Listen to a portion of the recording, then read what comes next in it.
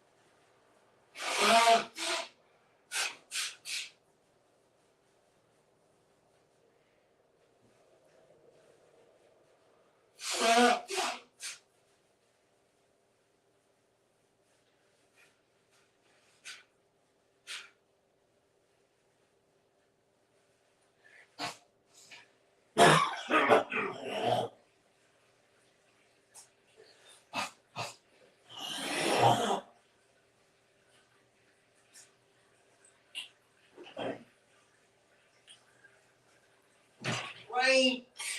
Stop it. Already, I can see you. Yes. I'm standing for any nonsense this morning. I have a special gift for you. Right, okay, I'll be with you in a second. Just have to do something. As usual, I'm always doing things. Quality things for my students. Where is it? Oh, come on. It must be in here somewhere. Aha. Right.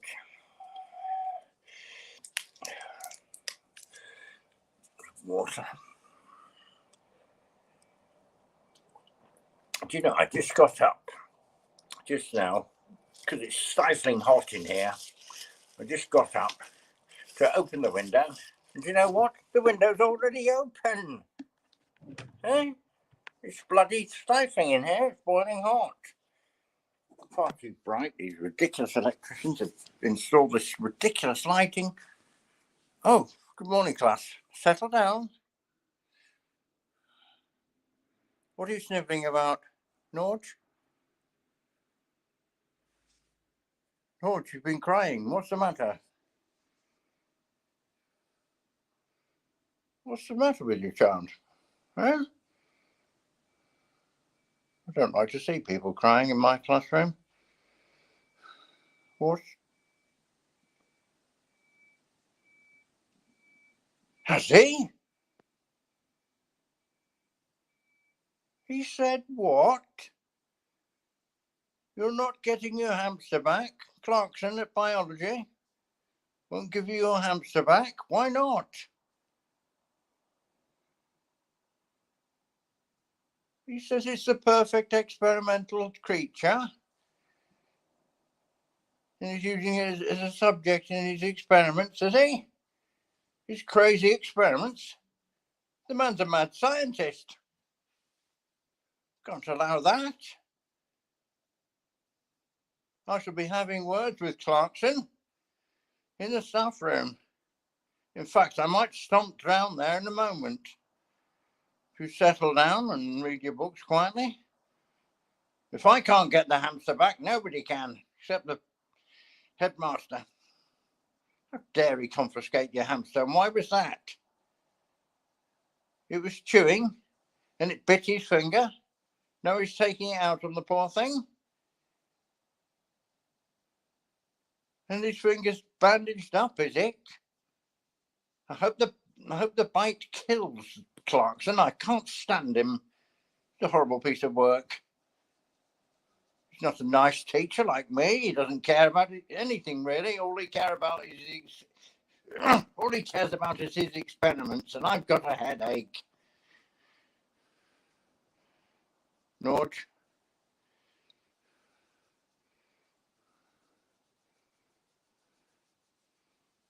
I'm very concerned about you.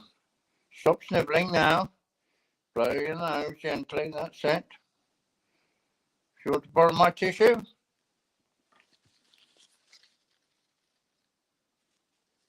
Any use?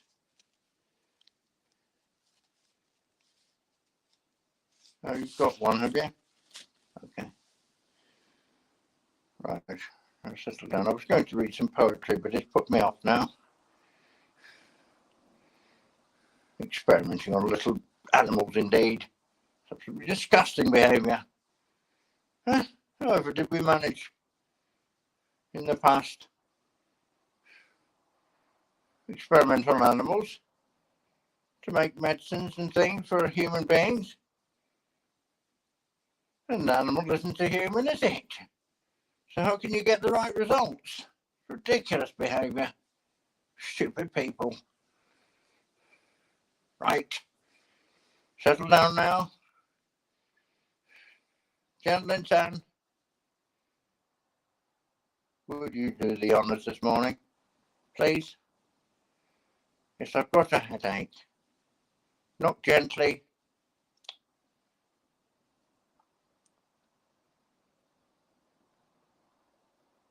On Mrs. Jones's door and ask her politely for a lovely cup of tea, piping hot tea, for Mr. David, class 3. Right, trot along, quickly, please, if you don't mind. Yes, you do have to. Do I have to, sir, indeed? Yes, you do have to. It's imperative. You know how a cup of tea helps me with my headaches?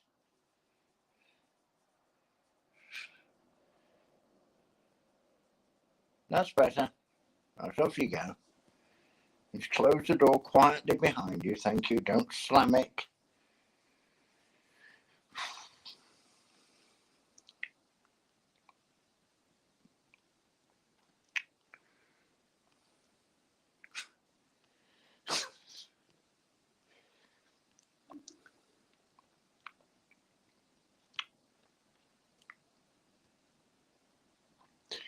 I know.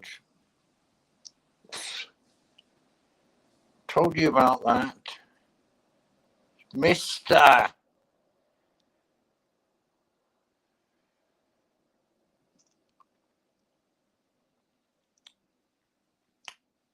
Well, just behave, that's it.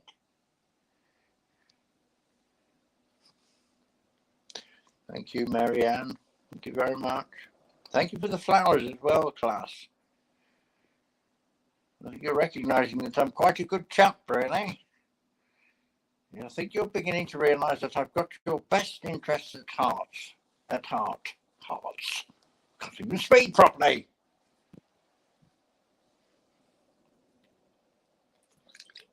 At hearts, indeed. I've not got 2 hearts. I've got 1 heart, a golden one.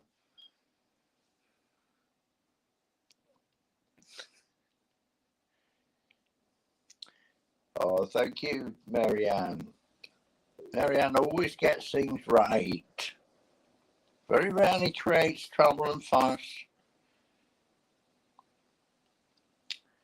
Thank you, dear.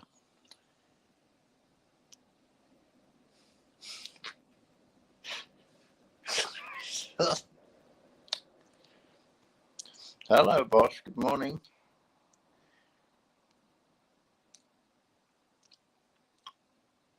Well, afternoon. Yes, afternoon. Good afternoon or morning. I don't care which it is. I don't mind. You can't bother whether it's morning or afternoon. Does it really concern me? Is that the top of my priority? As long as I get a cup of tea, piping hot, no milk, no sugar, no sloppiness into the saucer, no dribbling all up and down the corridor, so there's no tea left in the bottom of the cup, virtually, just a drip or two. Not enough to help me with my headache, is it? It's a nice soothing cup of piping hot tea is all I require.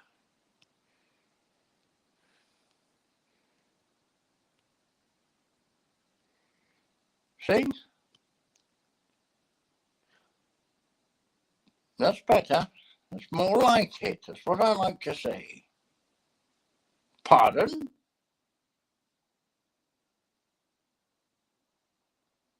You're not spelling correctly, are you? Capital I for I'm.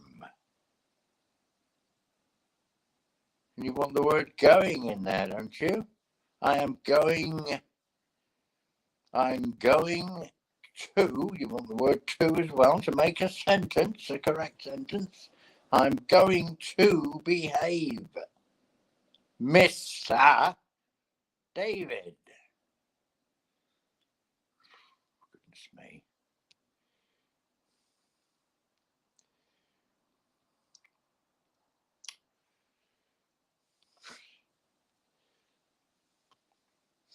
Oh, that is true, Simon. I'm rather what, indeed? Rather what? Rather stupid student? Pay attention to my every instruction. I'm not even speaking correctly now.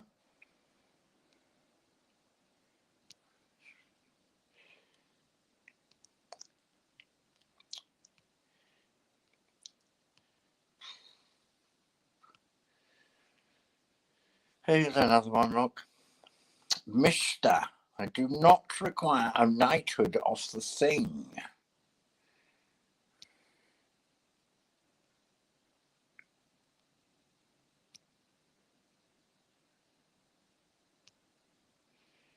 Oh, Kenna, hello. Yes, I just nipped over your channel and made sure I was subscribed. I noticed you subscribed overnight. Very good of you. Oh, isn't that nice of you to say hello to everyone? Now settle down, Kenna. Thank you. Stop fidgeting there. I know you want to say hello to everyone. There's a new girl in the class this morning, Kenna. Okay? Welcome back to class 3 at Tagalog School. That's what our school's called, of course. Tagalog School. The only Tagalog school in the Philippines. With English teacher, Mr. David.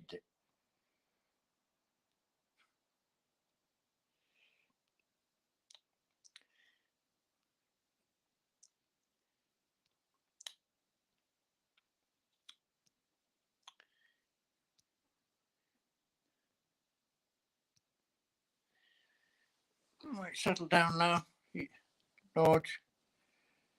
Do stop sobbing, dear. Mop your face a bit. Your nose is dripping as well. Dry your nose. It's better. Don't wipe it on your sleeve, dear. You've not enough tissue. Take one of mine. So I'll pass that along with you, Kenna, please. Thank you. Pass that to Norge. Thank you. Thank you.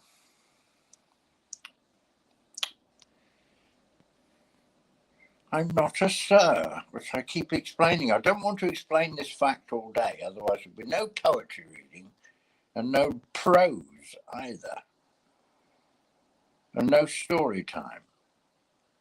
I was going to read you one of my fairy tales I've written especially for you, using the best of English.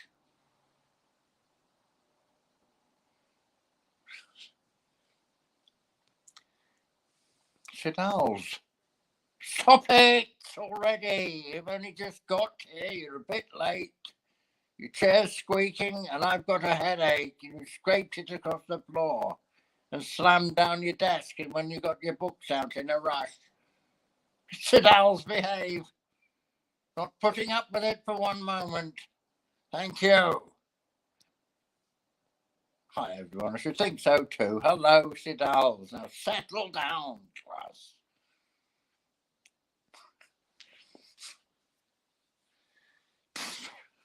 I need a little break. Hang on.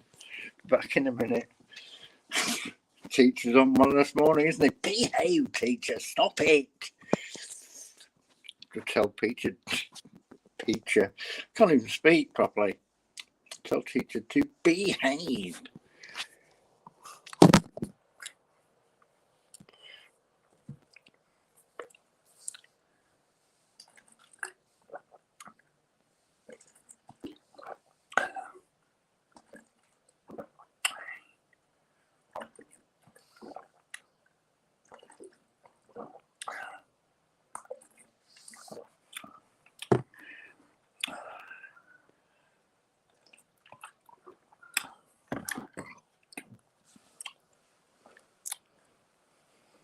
Who's that knocking on the door?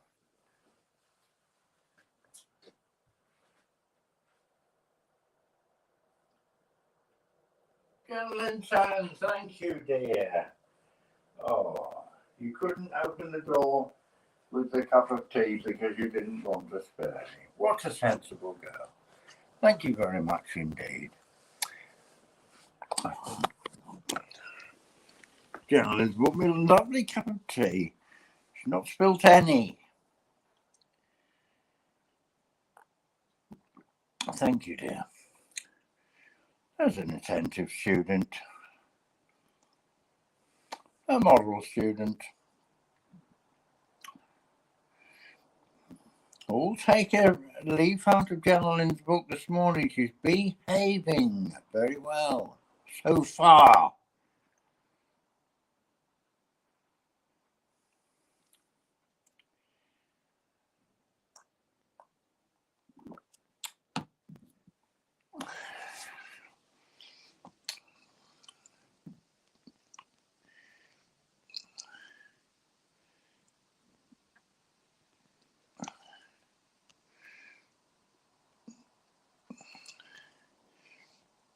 I'm not a sir, I'm a mister.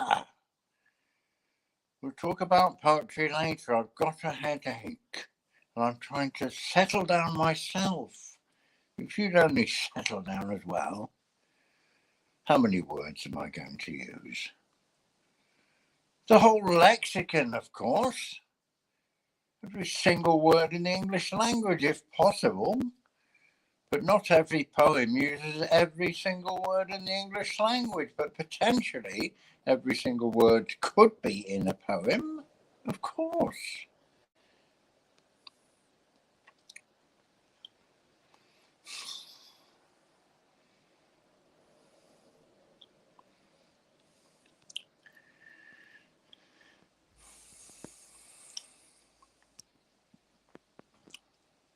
Should think so too.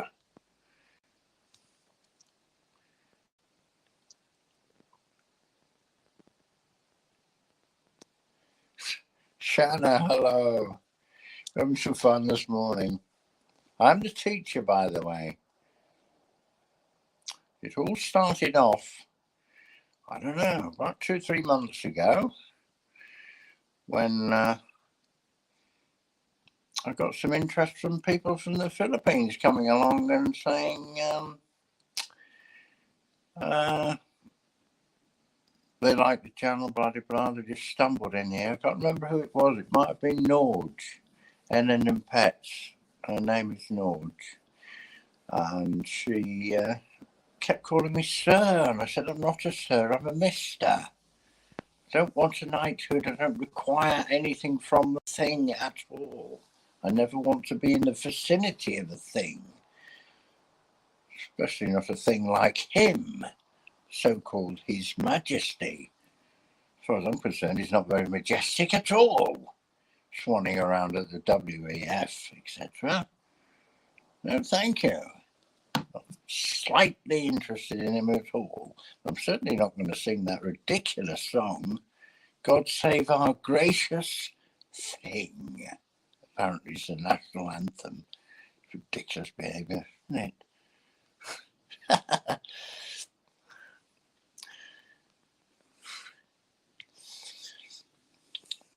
Shanna's an old friend. We've known each other for years, haven't we? Many, many years. How are things? I forgot what part of America you're in, Shanna. I haven't visited you for quite a while, actually, but it's great to see you. I've been doing some interesting videos lately. I've been doing some live streams of the sky and that and commentary, and it's quite good because you don't have a time restriction on it, do you? So you can sort of waffle on and that.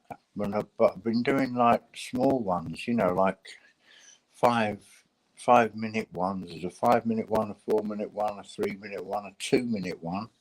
Just doing a quick sky shot and doing a commentary on it. And some of them are pretty good, actually. So it's worth looking, scrolling down the live streams and having a look at them, Shanna. You might be interested.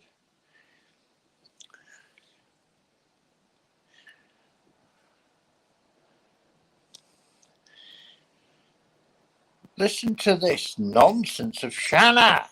Can you not behave? Behave, Shanna. We're all teachers and students going our way. Throg life. What kind of a word is throg? I've heard of a dog, I've heard of a cat, a horse, a bird, a tree. I've never heard of a throg. What the dickens is a throg? Get on with it, tell me quickly. Don't sit there, Mum. No, you know what Mum means, don't you? Quiet like this. Don't sit there. Speak up, girl. What the dickens? Behave, child. Stupid Shanna. Ridiculous person. You'll be in detention tonight if you're not careful. It's going to be trouble. Severe trouble. See what they have to put up with? Right. Get it right. THROUGH.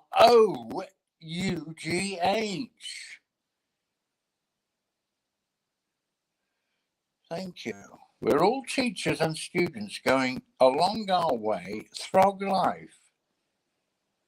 I don't think so. I'm not going throg anything.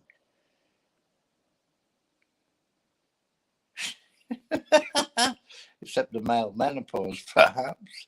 Either that or a bee's flown up teacher's butt. Or a wasp. Oh, right. You get to see the eclipse. Oh, yeah. Wonderful. Yeah. Yeah. It's quite an interesting day today. There's going to be some interesting stuff in Parliament today. There's an MP that's come out against all the Jabberwocky stuff, you know, the jib jab, roll the sleeves up job, you know, against the needlecraft. And he's speaking in Parliament today. I think, I'm not sure exactly the time, but if you go to, I think it's parliamentlive.tv, I think it's called, parliamentlive.tv, you can watch it on the internet. So you might be interested in that, Shanna. Yeah, or watch the replay of it. But I want to watch it in live time if I can, because that's going to be very, very interesting. He's been really outspoken because there's a lot of people being very, very ill after these procedures. And I'm quite worried about it. Obviously, we all are. We're all concerned about that. But you might be interested in that, Shanna. Hi, Eds. How are you? You okay?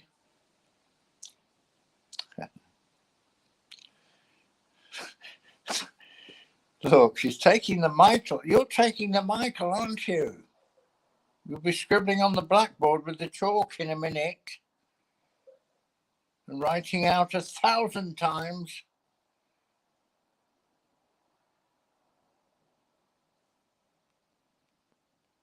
We're all teachers and students going along our way through life. THROUGH.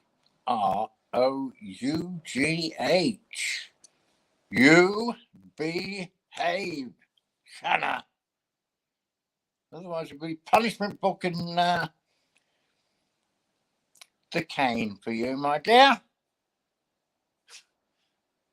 And I won't miss. No, I've got good eyesight. I can operate the cane very effectively and safely. Safe and effective canings. I'll be caning the whole bloody class. You'll be in detention tonight anyway. I'm trying to restrict corporal punishment in the school. I've heard Titterington at geography is very severe. The poor child in his classroom got caned 19 times. His poor bottom was raw. He said he couldn't sit down, and he couldn't. Poor child. I just do it very softly, really. I don't hit hard at all, but it's more the humiliation that deters the children from misbehaviour.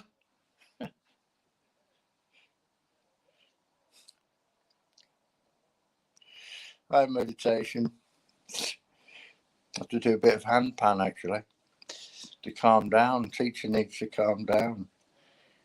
I'm just trying to get rid of this headache. Got a right stinking headache.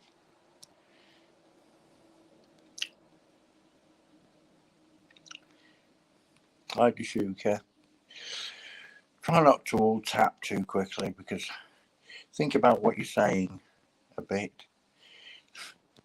I know you're a massive behaviour. Miss B. Yes, I think you spelled that correctly. Incredibly. Stop it already. Get that finger out of the nostril, Norge. I know you've been snivelling and you're upset about your hamster. Clarkson at biology is I'm going to have serious words with him, and I'm going to get your hamster back before the end of the day. I can guarantee that you will be taking your hamster home tonight. So stop snivelling now. Sit up straight. That's it. Better. Keep that finger out of the nostrils, the whole lot of you.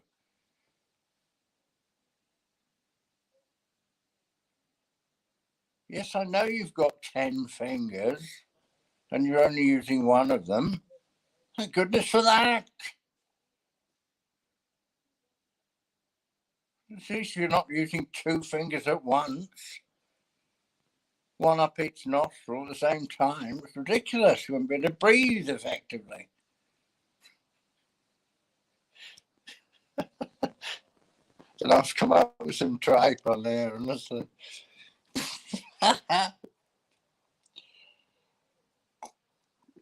you're getting into this stuff, this comedy, I'm doing the comedy because the thing is I can throw asides in about relevant topics, e.g. the roly sleepy happy jobby, every now and again, to get people aware of stuff in a fun way. What's this? I just said to one of the students, we have such fun on there. Mama Jacqueline, hello. Like 9 host. Who the dickens is host? The Father, the Son, and the Holy Host? Come off it. Do I look like a host? Do I look like a ghost indeed? Am I white? Have I got a sheet over my head? As I've said before many, many times, am I a white man? There's no such thing as a white man or a black man for that matter. Ridiculous people. No wonder there's racism in the world. White people indeed. I've never seen a white person in my life. This is white. Look at the difference. This is white. Can't you tell what white is? Ridiculous behaviour. It's stuck on my lip now. Look like bloody Santa Claus.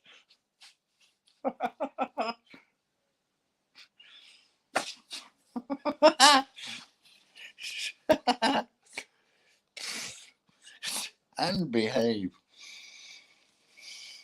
There we are, you've got a smile off, teacher.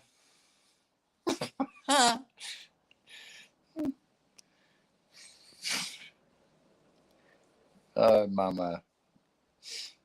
Make a love shout out, everyone. That's really kind. Thank you. This is a ridiculous comment now from Norge.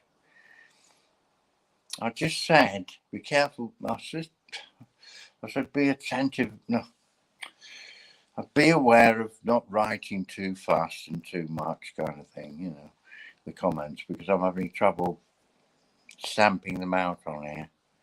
Look at this for a monster comment. It's covering up my whole face. Get out! Norge. No, you're upset. You can't get out. You'll be crying in the... I don't know. You'll be crying in the playground. It's no good. Hell, it's raining out there. So I'm not going to make you have to suffer that. I don't think it's fair. But look at this ridiculous thing. Oops, goat, turquoise. What the dickens? White horns, body green, covering eyes, face turquoise, drinking coffee face. Turquoise, covering eyes, pink, heart-shaped, trophy yellow, smiling face, purple, sweating papal. Papal? I said papal. Face purple, sweating face, purple star. Eyes, do the 5. Do the 5 what indeed? Eyes, do the 5. Elbow bump, good vibes video, all virtual hug. You've got this sanitizer, tack you out, hydrate. Oh, wow, that's amazing stuff. I could write a poem about that. Excellent comment. I'm not a host. Do I look like a host? Do I look holy at all? The only thing that's holy about me are my ears, nostrils, mouth, and my anus. No, I don't have a hole in my bum, actually. Never passed wind or anything. Don't have a hole in my butt. I leave that to the politicians who always speak through the hole. When their lips move, it's really their bottom. They're just miming. They're going like this. And the bum's going... And the bum can talk. It's incredible stuff. They've learned to throw their voice, and it sounds like it's coming from upstairs and it's coming from downstairs in the trouser area. Hey? It's obvious, isn't it? Talking through their backsides. Disgusting politicians, horrible people.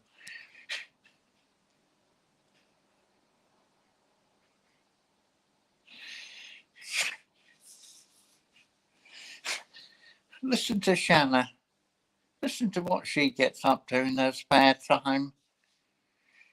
I pick my nose on a daily basis. It's got for natural immunity. It's got. Don't you mean good? I pick my nose on a day's... I can't even speak. You drive me insane.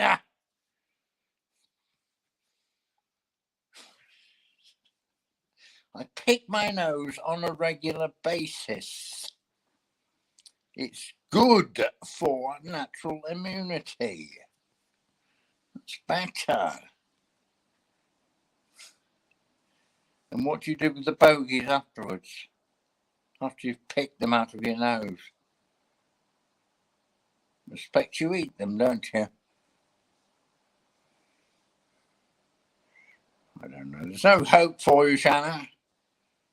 You won't catch me eating bogies. Whatever. What's an idea? What a preposterous idea. Teacher eating bogies? Mr. David eating his bogies? I think not. I beg to differ. I've never eaten a bogey in my life. And I've been on the planet for a lot of years. Many, many decades. I've never eaten a bogey. I never even have bogies. Pure condensation comes out of my nose. I've blown my nose on this tissue several times. See? Pure condensation. Not a drop of green on it. Not even a scintilla of greenness.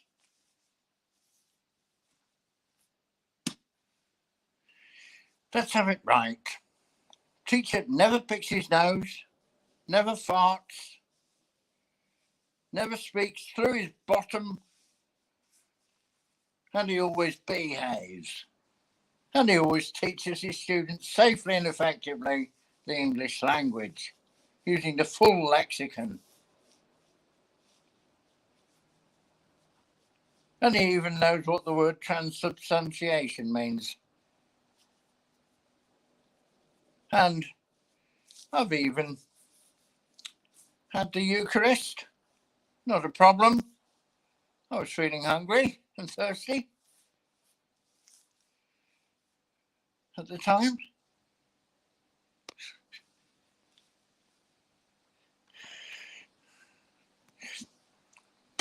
I've not got into it yet properly, really. I go more ballistic than this. You should see me when I've got the cane and brandishing the cane. It's hilarious.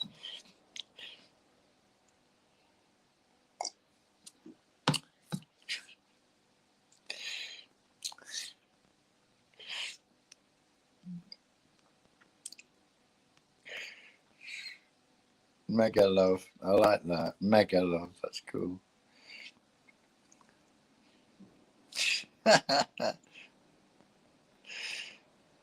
All say hello to Shanna, honey. Yeah. And all connect with one another. I'm sure you've already done that. Because I don't allow idiots in here. I don't stand for any nonsense. As soon as I get nasty comments off anyone, they're gone. They're banned forever. And their stupid comments are permanently deleted. Like all stupid things, they should be got rid of. Thank you.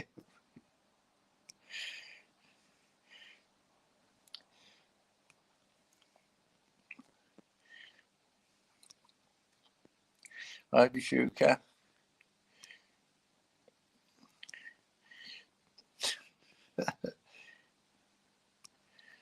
Oh, you wipe on a hanky. That's good. A hanky's another name for a tissue, by the way.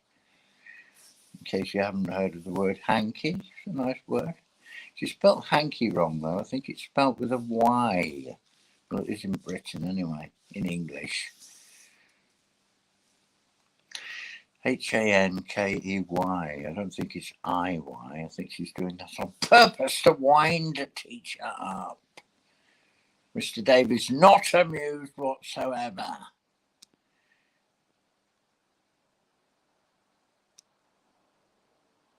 Crystal ball. Yes.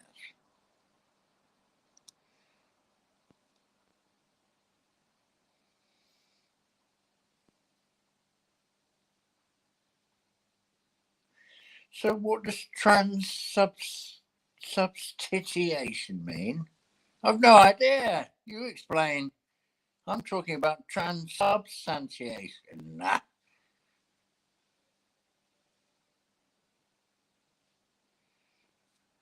We don't need to talk about that. That's the kind of topic for that ridiculous person. What's he called? Uncle Jesus channel. Rather ridiculous chappy.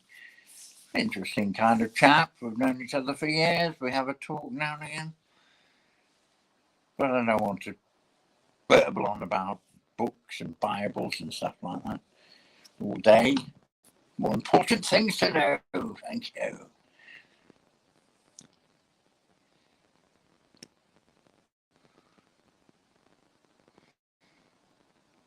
So perhaps it is hanky then. Perhaps you're correct and I'm wrong. I'm going to look it up. Hang on.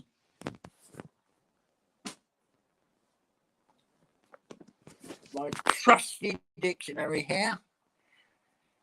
English. Not Irish. English dictionary. Not Scottish. Not Welsh. Not Outer Mongolian dictionary. Not Russian. English. English language. Guide? Who said guide? Stop it. Bloody teacher's lost the plot again. Right, I'm going to look it up.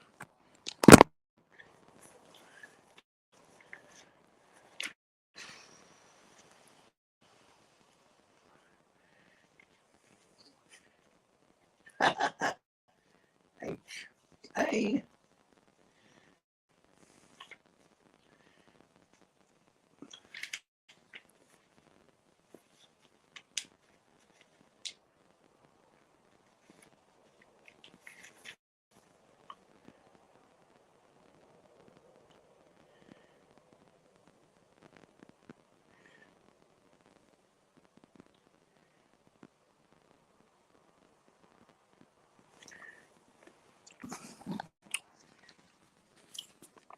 Well, you're right. There's two alternate spellings. You can choose one or the other. I'll show you the evidence. If I can.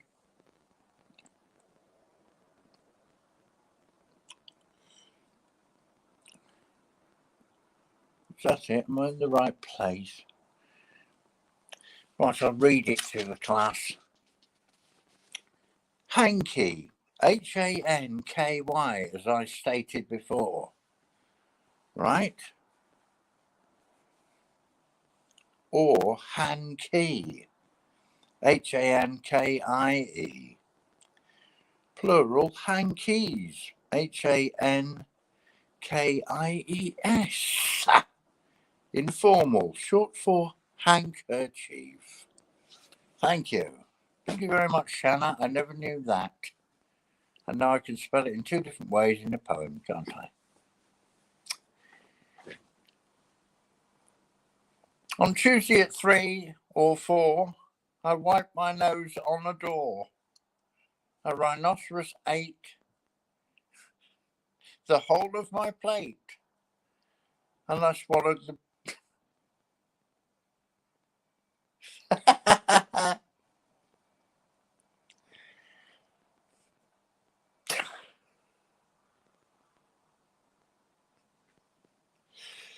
Oh my goodness me, I could do some total nonsense poetry if you like. I used to write it when I was a kid.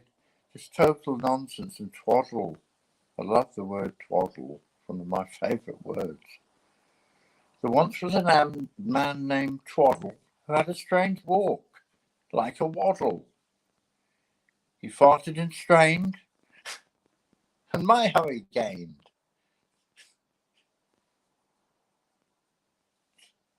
That silly old man called Twaddle.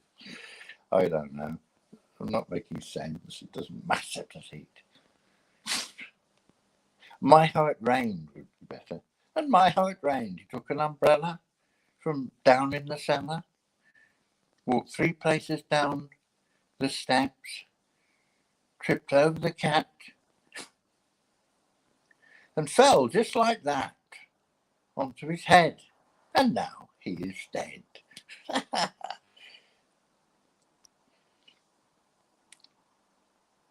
Hi, Ennens. Hello there. Okay.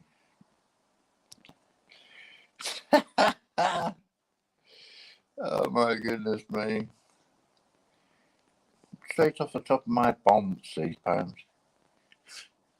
Yes, I do know what a twerp is, and it's certainly not Mr. David, thank you. sort of scintilla of twerpiness about me. If twerpiness is a word, I think it could be. I've never been twerpy in all my life. I've never been considered a twerp by anyone except you, Shanna. Ridiculous notion. Hey, where did you get the idea that teachers are twerp? Hey, I'm not a twerp. I'm a very intelligent gentleman. If you don't mind. Not the very best of order in the classroom. I'm starting to get ever so slightly annoyed. I'm starting to go purple in the face.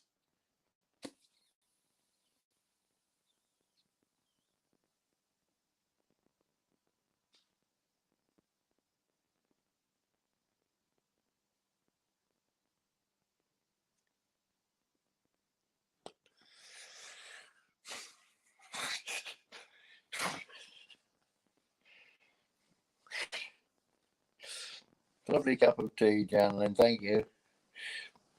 Where is Janelin Town? She's not here tonight, actually.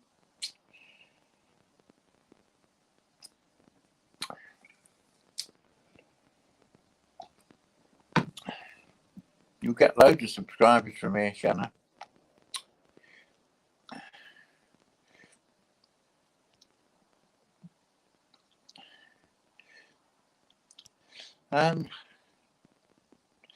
And Dwaman. I like your name. It's a nice name. Dwaman.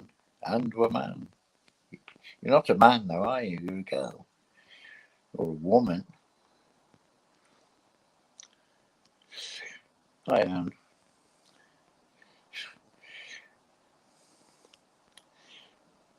All subscribe to one another. Behave, that's it. No spitting, no farting unnecessarily. Don't mind one billowing up silently now and again, as long as it doesn't smell.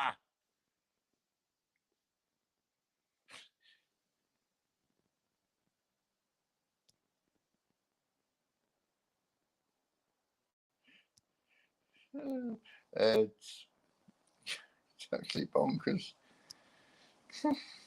Oh, wow.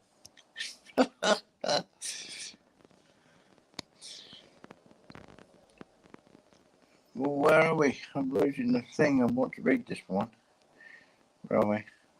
My dad told me a twerp is a person.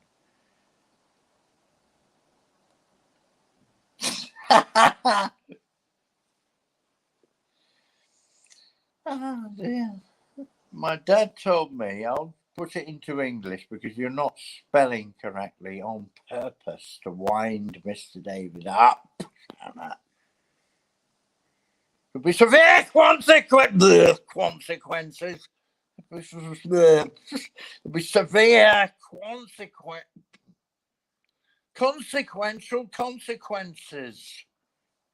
Consecutive consequential consequences will be manifesting so shortly if you don't behave. Stop it or I'll have a coronary. Would you like teacher to be dead? Dead on the floor? Hey? Gasping for breath, clutching his heart and going, I'm dying. Would you like to see that? Would you like to see teacher's demise? Teacher no more, teacher not existing, not able to give you his essential instructions for you to follow to the letter? Hey?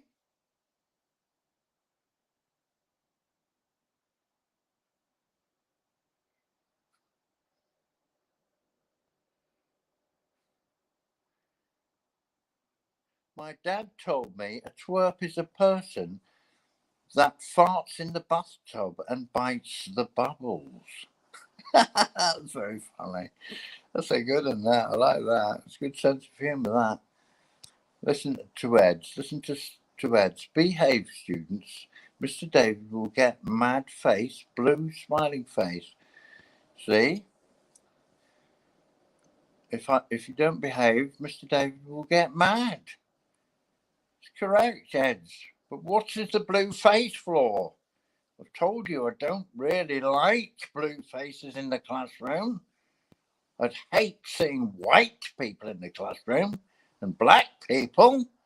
It's ridiculous behaviour. How dare they manifest stupid tones like that? White and black isn't even a colour. How can you have colour prejudice against tones? Look it up. What is a tone? Should we look up the word tone so I get this drummed into your stupid skulls?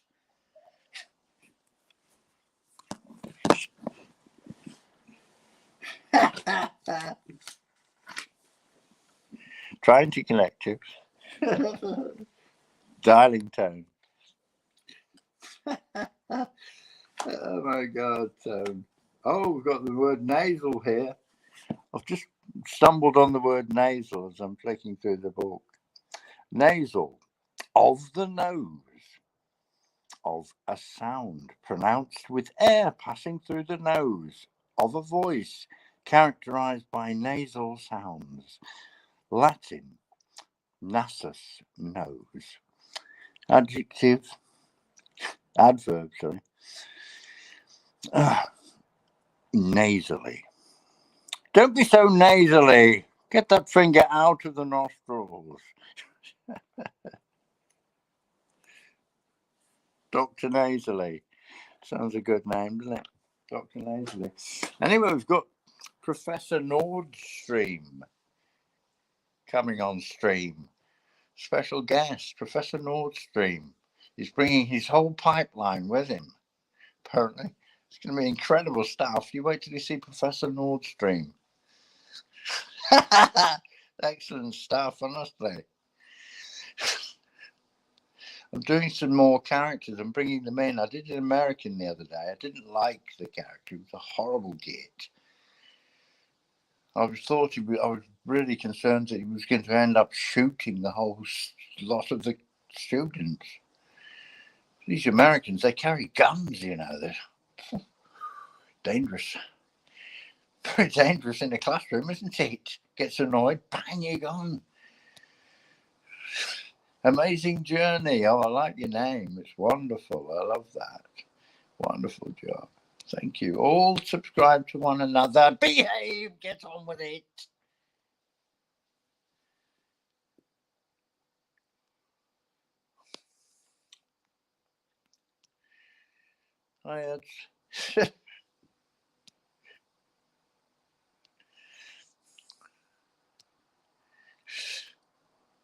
The bloody flies in the room again. Get out.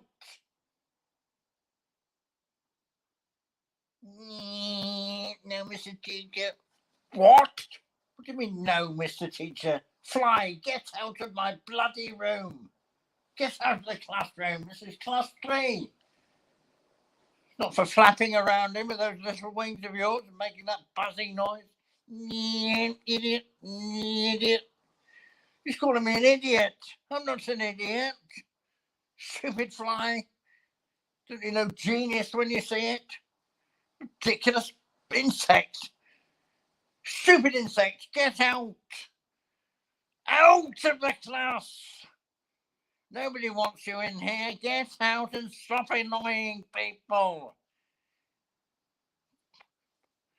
It landed on the end of my nose. The bloody cheek of it. I'm going all nasally now. My nose is tickling from the fly landing on it. Did you see it? And it landed on it, and as it took off, it buzzed the end of my nose. My end of my nose went zzz. There's a little vibration on the end of my nose, the buzzing wing. Bloody flies. Ridiculous behaviour. Stop flapping around. Get out.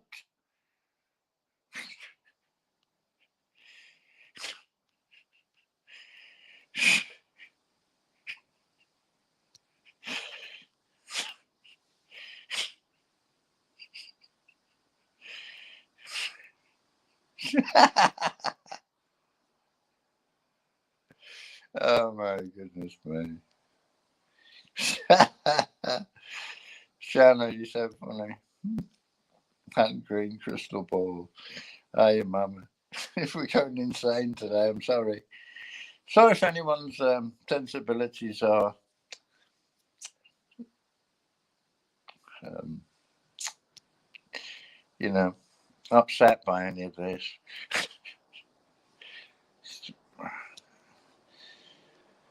I was always told that laughter is the best medicine, so I'm trying to counteract the horrible, poisonous world that we're in with humour.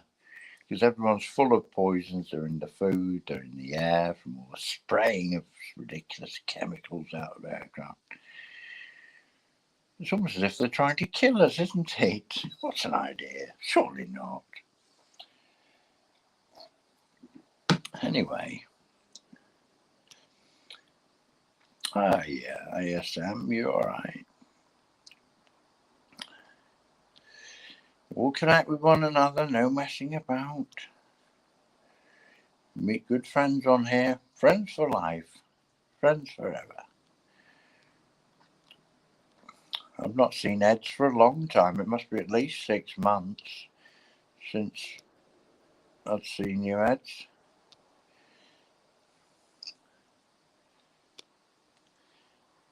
Yes, laughter is the best medicine. Mr. David, if you don't mind.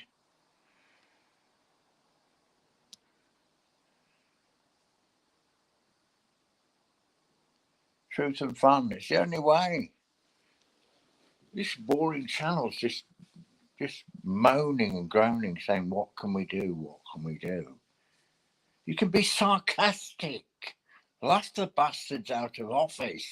Laugh them out of the skies. The whole world just stood there, split its sides, laughing at the politicians and all the buffoons that try and befuddle us with their absolute bullshit and their ridiculous dictates and mandates and all that absolute tripe. We can laugh them out of office with comedic wit. Get everyone laughing with a massive belly laugh that roars around the world. Imagine 8 billion people just laughing, just standing there, standing there, splitting their sides, laughing, just laughing. A laughing protest where they're just giggling and laughing and fooling around until things are changed and they go away straight into jail. Bloody criminals.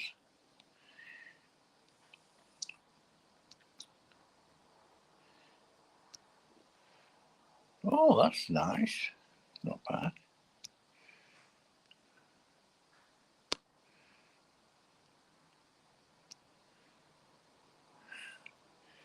Oh, thank you, Ed. I'm not a professor yet. They've not gave me that accolade yet. I've not received the, they've not made me a professor yet. You know, if you're a professor, you don't actually have to take an exam to be a professor. You get it on merit. And I think I merit a professorship. Professor David, if you please. Professor Mr. David. I still want the word Mr. in there. I remember Norge, I was explaining to Shanna. Norge kept calling me sir. People kept calling me sir. I said, I'm not a sir. I don't want anything to do with the thing Charles III. Nothing to do with his so-called majesty. Not very majestic in my book. Don't want anything to do with that. I don't want to be made a sir. I'm a Mr. forever. Mr. David. Okay? And that's why I said, they said, what can we call you? I said, Mr. David, of course, not sir. It's not a title I require. Is that established? Let's have no more sir on here, otherwise I'll have to bang you from the stream forever. Kill you off. No, I wouldn't do that. No, but I get fed up of reading the word sir. It's annoying.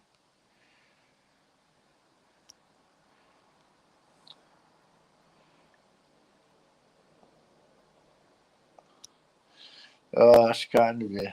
Wow, I'm getting really, really good support on here, Shanna. They're helping me out. I don't know how they're doing it, but they're sharing my live streams and all sorts of stuff.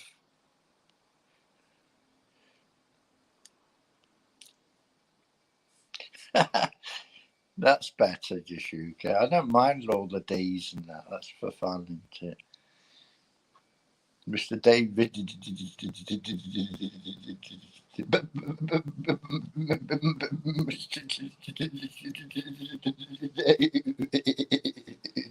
What can we do? You can learn to behave adequately.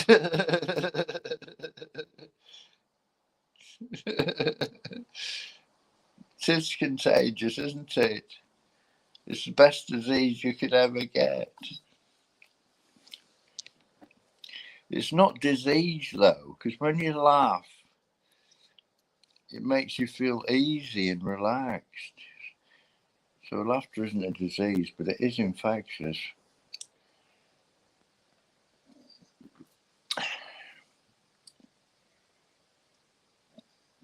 There's no reason why the good people of the world can't take over tomorrow. They just got it together and realised the power they've got.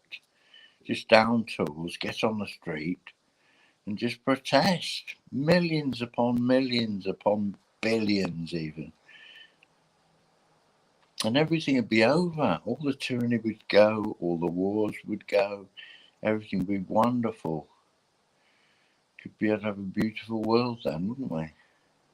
And it's not hard to achieve. It's just people need to wake up and get on with it.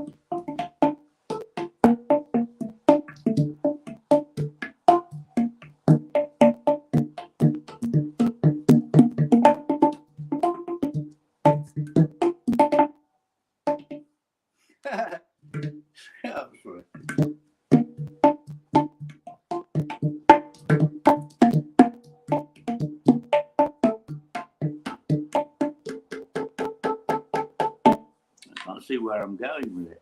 It's the only trouble.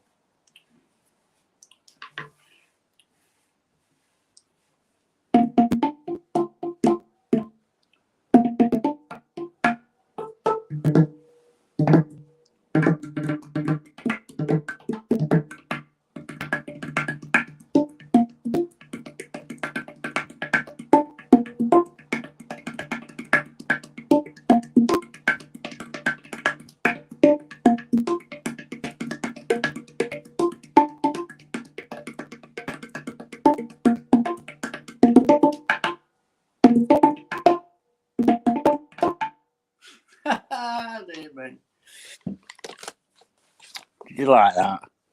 I'll do a bit more. I'll do it quietly on here. Yes, a moan downstairs if it's too loud.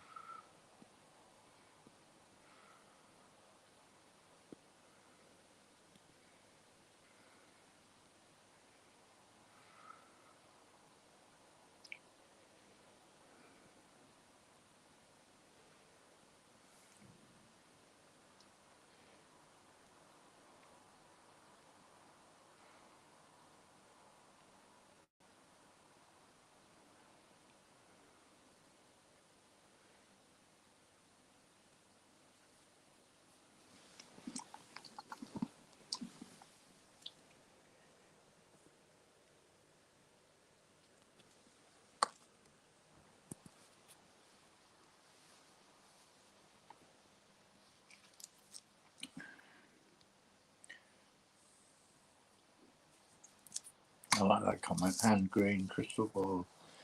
Lovely.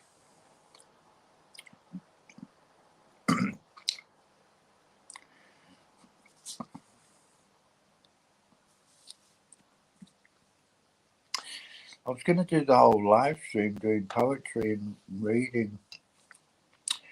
I'll do some in a bit, in a little while. I'm going to cough, so I'm going to put the mic on. I've still got a bit of my chest infection bothering me. Excuse me.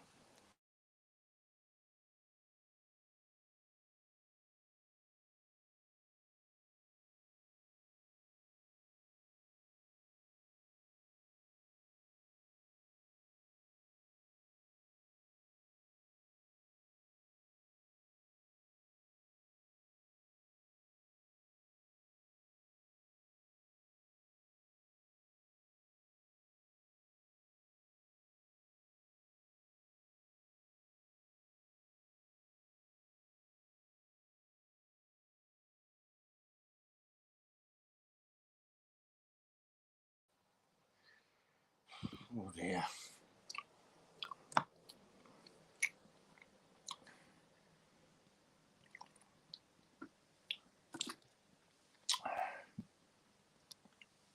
Mr. David, I'm called. My first name is David. David, behave is my full title.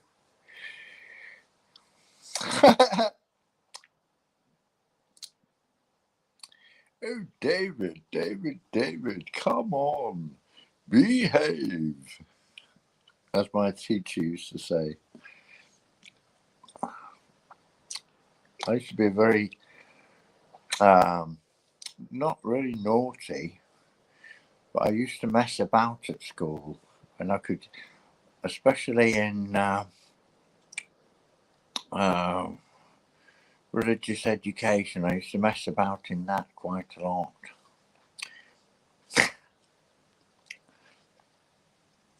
Happy joy. Yeah, you misbehave as well. We like misbehaviour as long as it's playful and having fun. Oh, thank you, Anne. It's nice to meet you as well. Beware of this chap. Happy Joy. Beware of him, because he sees all happy. He doesn't miss a thing. It's Hawkeye. Happy Hawkeye he's called. So eyes like a hawk. He doesn't miss much.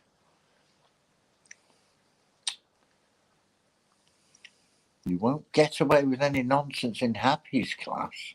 If he was ever to become a teacher, go into the teaching profession. We need good teachers in this world, don't we? Hand green crystal ball, I like that one. I could just see the person, the mystic person there with the green hand and the magic ball. Beautiful. Seeing the beautiful future that's about to unfold for us all, because we're going to take over the world.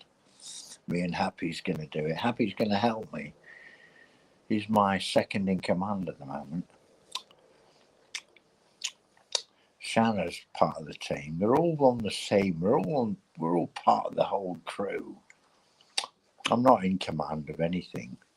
I'm just a part of the solution. I'm just Mr. David with his instructions, and if people behaved my instructions to the letter, the world would be a much better place. Almost instantly. If the politicians all behaved and told the truth for once. Wouldn't that be refreshing? Very refreshing. Like a nice cold shower on a boiling hot day. With a nice cool breeze on a boiling hot day. A sudden shower drifted in. Very refreshing. We want refreshment. Not ridiculous politicians telling us what we can do and what we can't do. Ridiculous behaviour.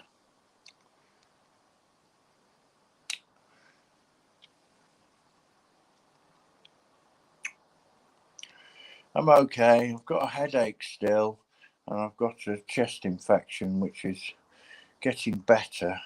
It's better than it was, but I still think I need to go back to the doctors because they never seem to give me enough tablets.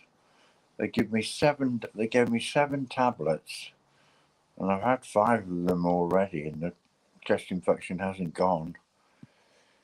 They only gave me 7 tablets, and on the first day you're supposed to take 2 of these tablets at once. For the first dose is 2 tablets, and then 1 tablet after that. So you're only taking them for 6 days. I don't see how that can get rid of a chest infection totally, do you know?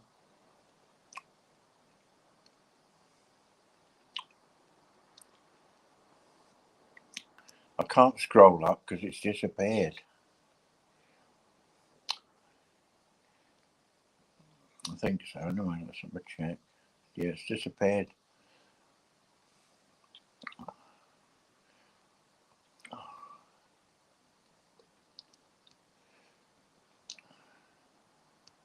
Yeah, we're kind of, yeah.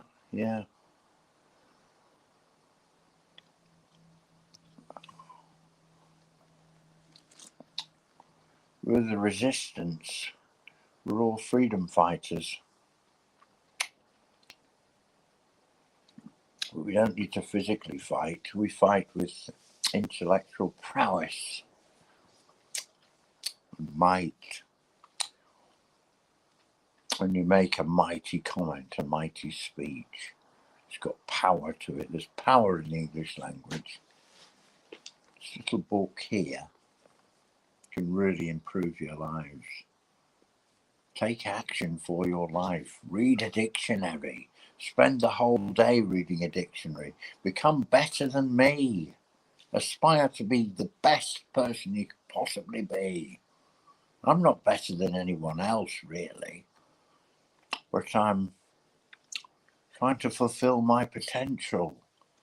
So I only look better. I'm not actually a better person. You might be much kind of better people generally than me. But at least I'm trying to behave and trying to get to take action and learn things. If I'm not sure of something, I look it up in the book.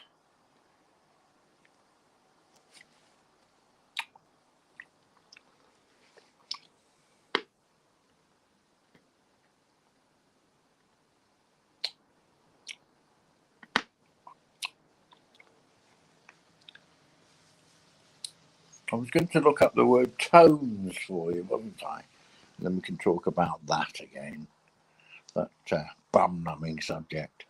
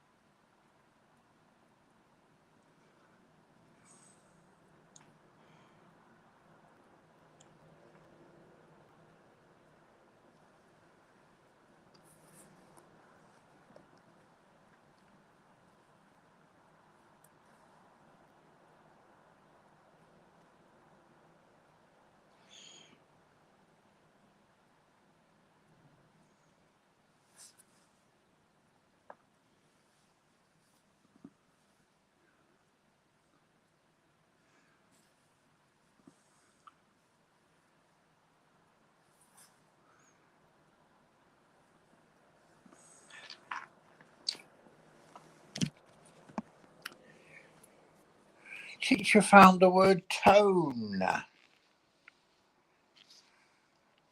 meaning 1, sound with reference to its pitch, timbre, or volume. Timbre is a better way of saying it because it sounds like wood otherwise. Right, tone, T-O-N-E, sound with reference to its pitch, timbre, or volume. US and Canadian, same as note. Music, an interval of 2 semitones such as that between do and re in tonic sol fa. The quality or character of a sound. Her tone was angry.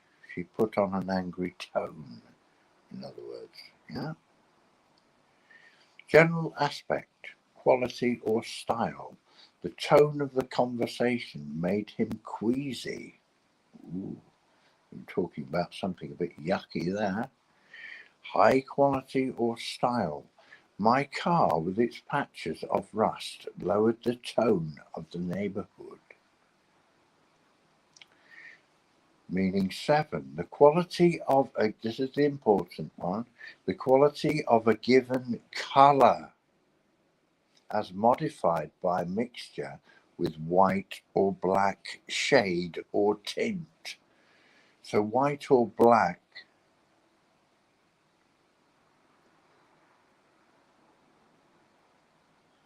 is a shade or tint. It's not a colour. It's a tone. As I was saying, there's no such thing as a white person. Ridiculous. Look. I'm not white. Neither am I black. Neither am I blue or turquoise.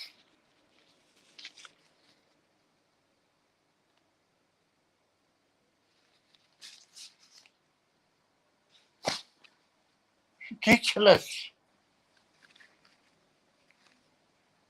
I might have a white beard when I'm really old. Big flowing right beard right down to my, that I can tuck into my socks to keep my ankles warm. I don't know. No idea. Could probably grow a white beard now if I grew it. Got a bit of stubble on there. It's pretty white.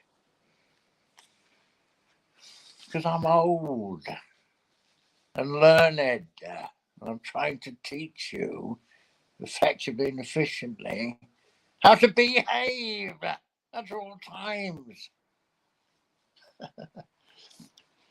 Stop it, teacher. Behave.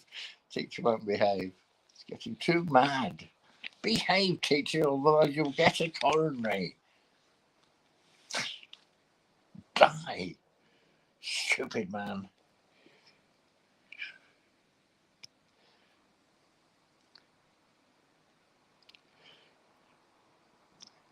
Are you going, Happy? Okay. You need a nap. See, you always need a nap. You need a bloody nappy. Just when it's getting interesting, he goes to sleep. Incredible guy. And green crystal ball. What do you see in the crystal ball, Mama? We want to know what's going to happen tomorrow or next week. Are we going to take over the world in the most beautiful way? Or we'll get together and say we don't want any leaders. We want,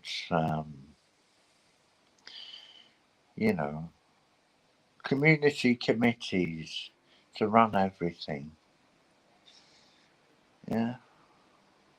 On a consensual basis. So everything's done for the benefit of everyone else. Nobody's making too much money out of other people or anything like that. Because I suppose money is a handy thing. We could barter, but it's a bit difficult, really. Transporting goods from one place to another. Money can be useful, I think, as a tool of exchange. That's about it.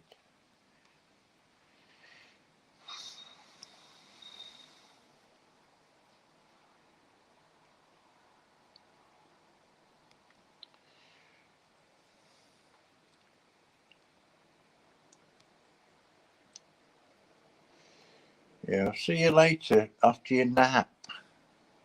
Make sure you're back in class after your little snooze. We know you have trouble staying awake because you're related to the dormouse. We know that. You've got a little problem. We don't mind children having problems. You must behave. Even in your sleep, you must behave. Don't have any strange dreams, whatever you do. Behave all the time. Okay?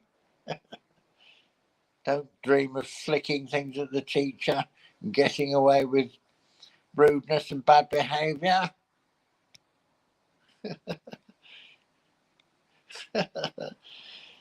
Hello, Tabs. How are you, Tabs? You all right?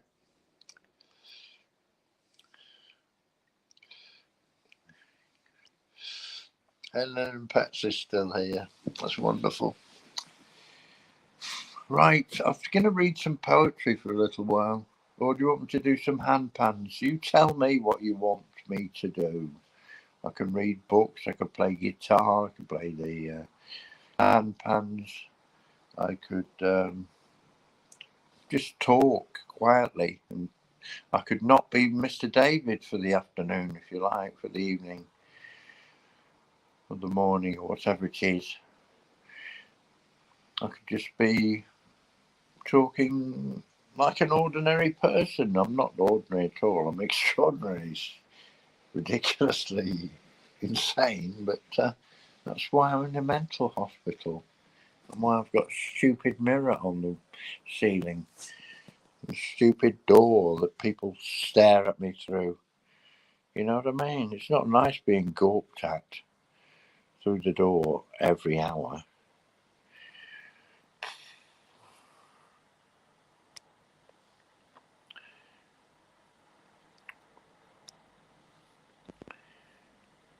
Is Jazz in still? Where's Jazz? Oh, Jasuka, that's Jazz. Yeah.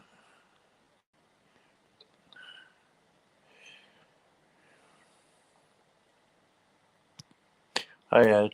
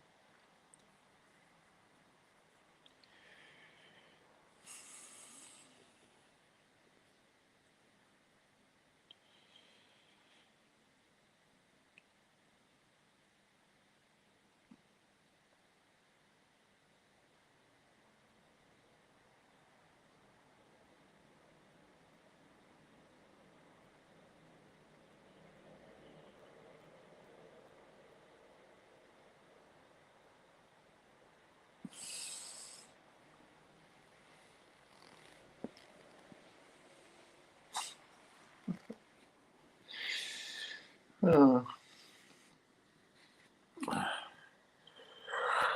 Oh dear. Hello, Wayne. Hello, love. Wow.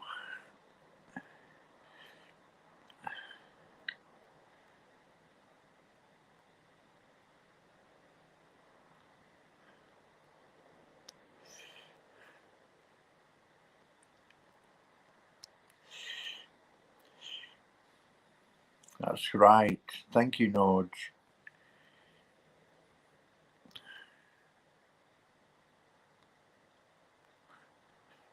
He's telling you to shut up, aren't you, Tabs? Tabs is telling you to shut up, I think. Stop calling him host. Ridiculous name.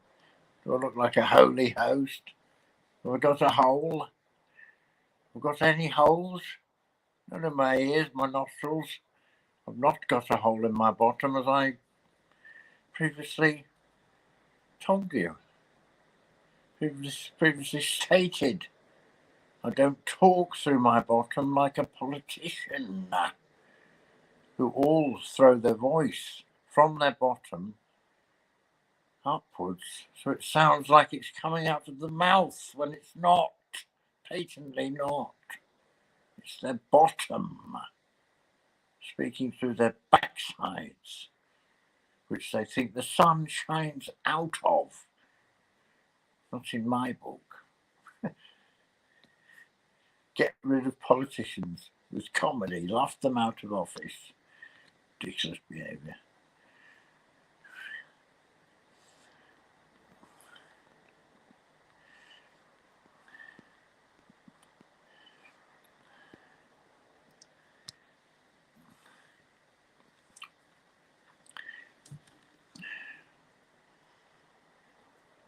Thank you, NN. NN's called Norge. She's really grand.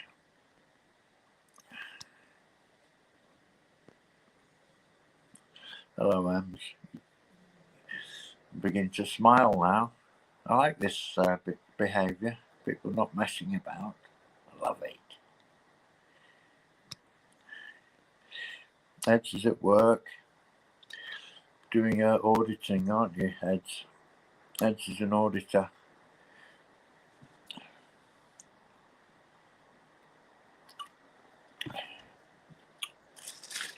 I'm going to have a sweetie. I need to unwrap it, so I have to put the phone down.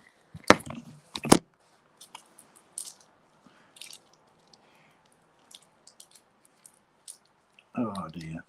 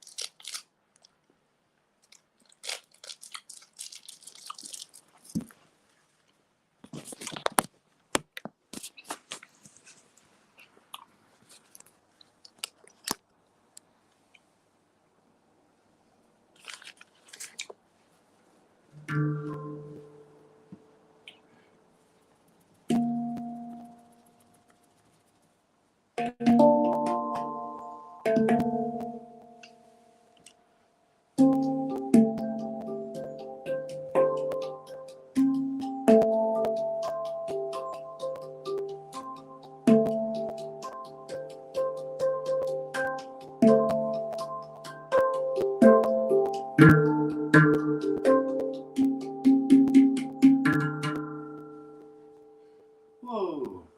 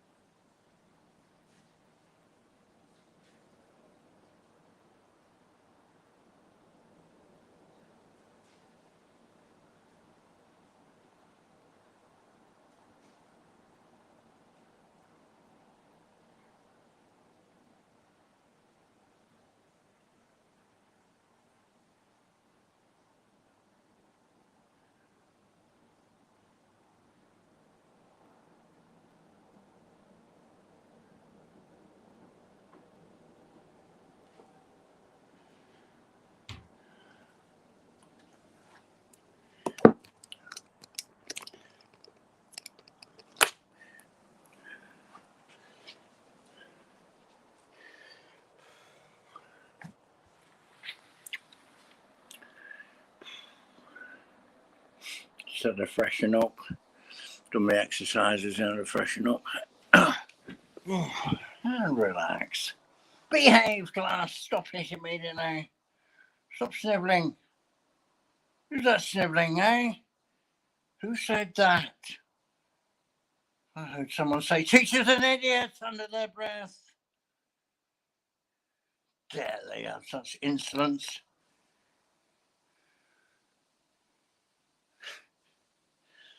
Sorry. I'm okay. I'll have to do, won't I? I am what I am, that's it. What you get is what you get. Tough titty, as they say up north. Up north, baby, it's tough titty.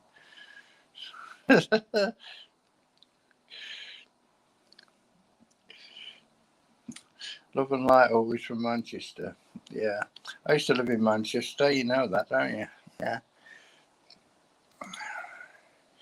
I've lived in loads of places in Manchester. I know Manchester like the back of my hand. Yeah. Lived in Moss Side for quite a few years. Oh, chat keeps disappearing for some reason. I think it's because my hands are all wet. Where are we? What are we up to? What's going on here? Get it together, David. God, there's a lot of comments on here. What's going on with this? The Shuka, right.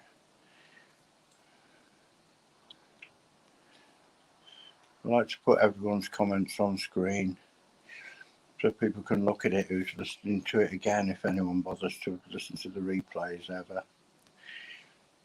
Sometimes it's good listening to the replays. I listen to it back the next day, sort of thing. I put it on 1.5 speed. You know, you can speed it up, and then I can still hear what I'm saying and and I find out what works and what doesn't. What went well, you know, and try and concentrate on that. Oh, you like the sounds? That's good.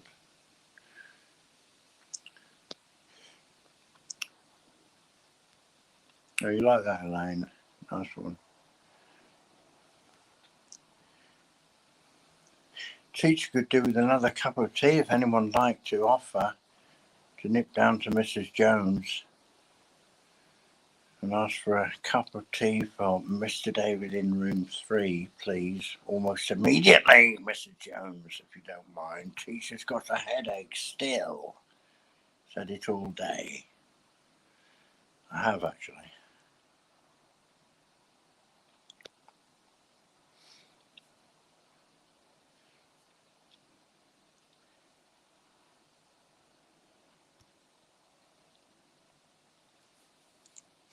Somebody did a live, a massive live for 10 hours, did they? I did one for 12 hours once. Yeah. They wanted to see how long I could keep going for without it going kaput, sort of thing, without folding up. And we went for 12 hours. It's a long time ago. It's buckets of live streams back. You have to keep scrolling forever till you find it. It's a mad one from the other hospital. It's got music in the background, all kinds of larking about and stuff. It's not as funny as this lot. I've only really started doing the comedy fairly recently, but I've always done comedy. I've always messed about. They used to call me back in the day the sort of heart and soul of the party because I was always making everyone laugh. So I like doing that. If I can make people laugh, I've done some good in the world. That's how I look at it. Oh, you saw me doing the push-ups? Yeah. Yes, you've got to do them. You've got to keep fit and healthy. Eat good food, herbs. You know. Actually, I need to take my own advice. Herbs for the headache. I'm growing some here. I've not even took any. Aren't I stupid? I'm not using my brain. I bet this will get rid of my headache. Lemon balm. Mint.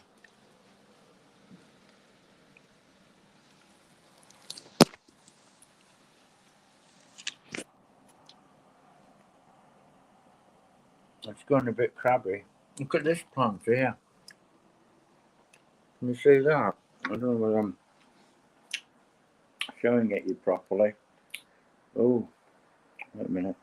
I'm still on. That's I keep getting the name wrong. That's that yellow stuff that you put in curries that makes your mouth go really yellow if you chew it.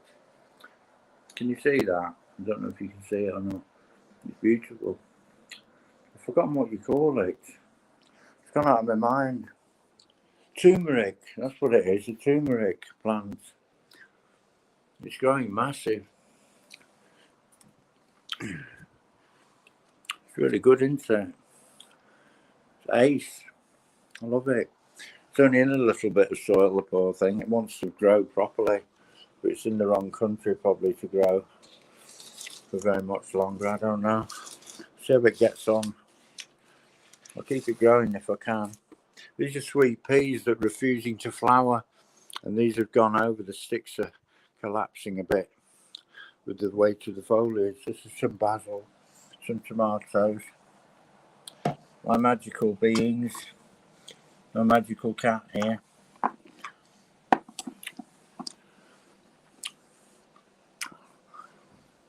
And my little leprechaun. Don't know if you can see them properly. And look at my stone here. I'm going to get the stone out. And this one as well. Oops.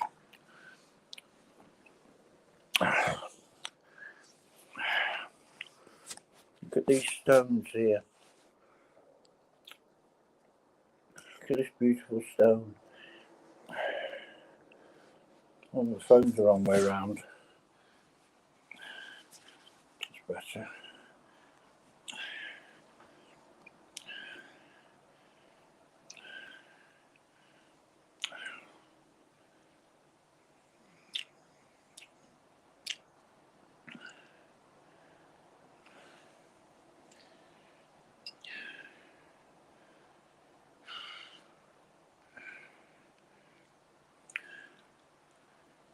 Difficult to hold it steady. Anyway,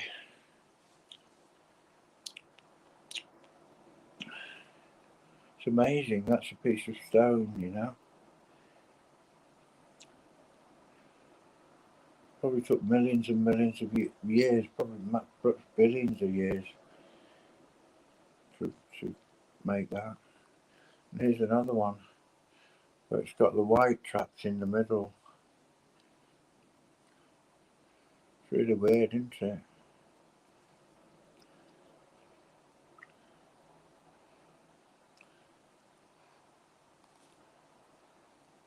Oh, this is the face I like of it. This one here. For that, it's like an eye.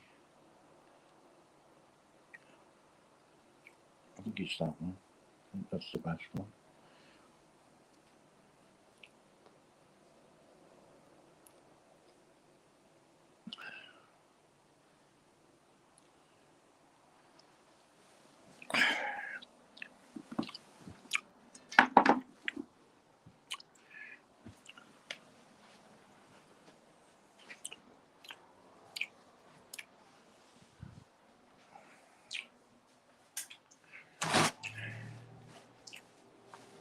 Oh no!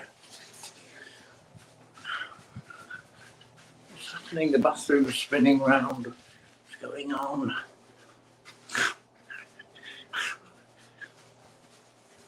I'm not moving at all. It's room. I'm in the Matrix.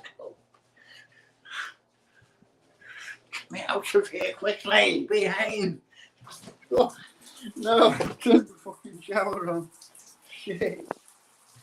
Holy shit.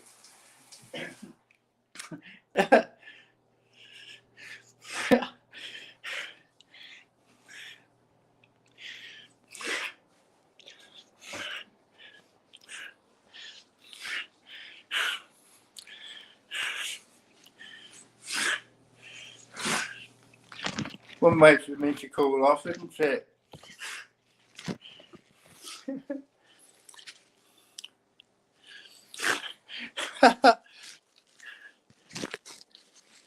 Moved him off the phone, it's all covered in water. Oh no.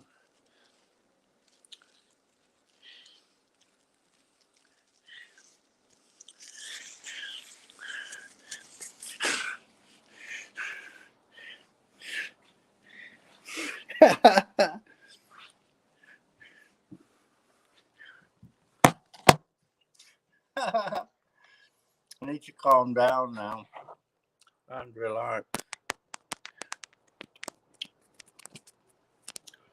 Got to plug the power in, otherwise we'll lose power.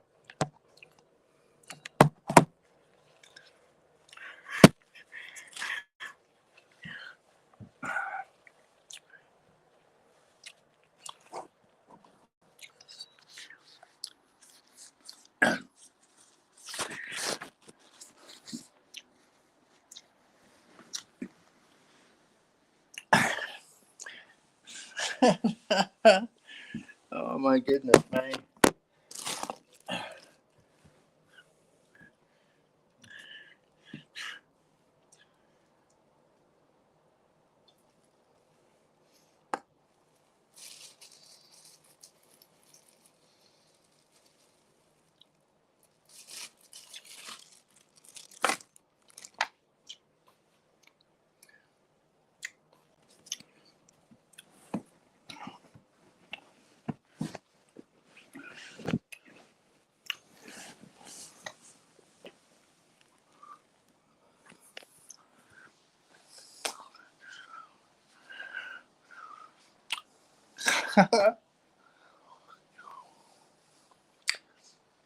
We'll look at your comments now.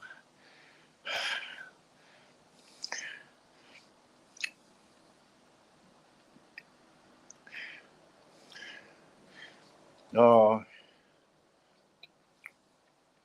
are you doing your live later? Hopefully I'll come and visit it. I keep forgetting whose lives I've visited and whose I've not. Did I visit yours, Elaine?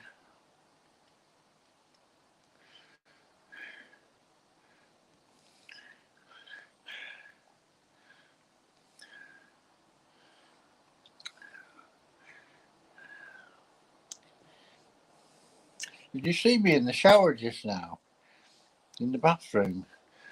I spun myself round and I got dizzy and bumped into the shower, and it's electronic, and it just comes on when you get near it.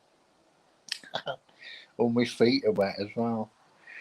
Wet feet, but it's a hot night, so it doesn't matter.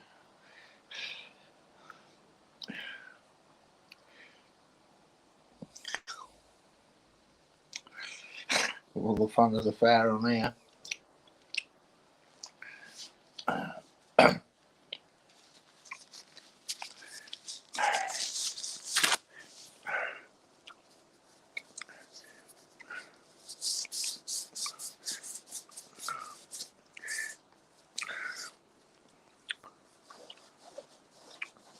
Well, no one's volunteered to go and make teacher a cup of tea yet. What dickens is going on? I've got very kind students, have I?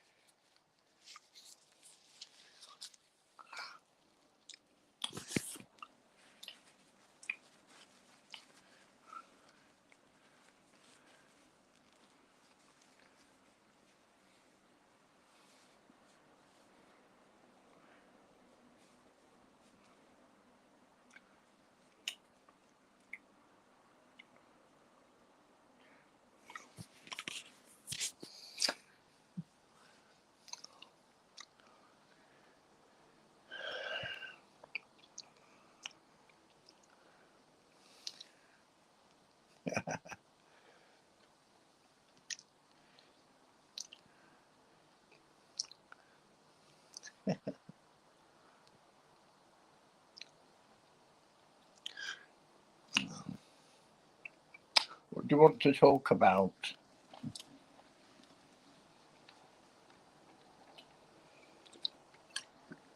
Do you want me to play the guitar, read some poetry, or what?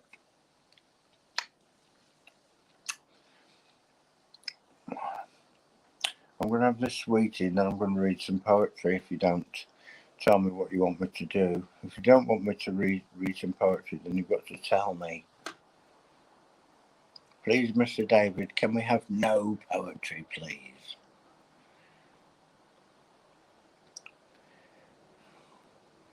And no reading, because we want to talk and mess about all day. Not learn any English. Ridiculous.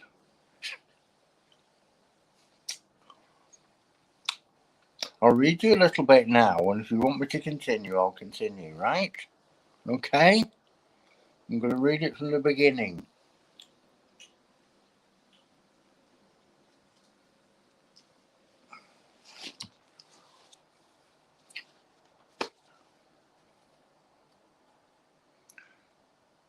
I can and I will and I shall.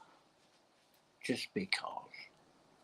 If you don't like it, tell me, otherwise I won't stop. I'll carry on reading all day and night till the end of time. Reading from Geoffrey Chaucer, The Canterbury Tales. Beautiful poet writing in the 1300s in Britain, over 700 years ago. Long before Shakespeare, that rubbish person. I don't like Shakespeare. Horrible stuff. This is excellent. It's a lot better, a lot more fun. Shakespeare's too stupid, too serious. The Clerk's Tale. The Clerk's Progress. Yeah? You, sir, from Oxford, said the host. God's life, as coy and quiet as a virgin wife, newly espoused and sitting mum at table. You haven't said a word since we left stable. Studying, I suppose, on wisdom's wing. Says Solomon, there's a time for everything. For goodness sake, cheer up, show animation. This is no time for abstruse meditation. Tell us a lively tale in heaven's name, for when a man has entered on a game, he's bound to keep the rules. It's by consent. But don't you preach as friars do in Lent, dragging up all our sins to make us weep, nor tell a tale to send us all to sleep. Let it be brisk adventure, stuff that nourishes, and not too much of your rhetorical flourishes. Keep the high style until occasion brings a use for it, like when they write to kings, and for the present put things plainly, pray, so we can follow all you have to say. This worthy cleric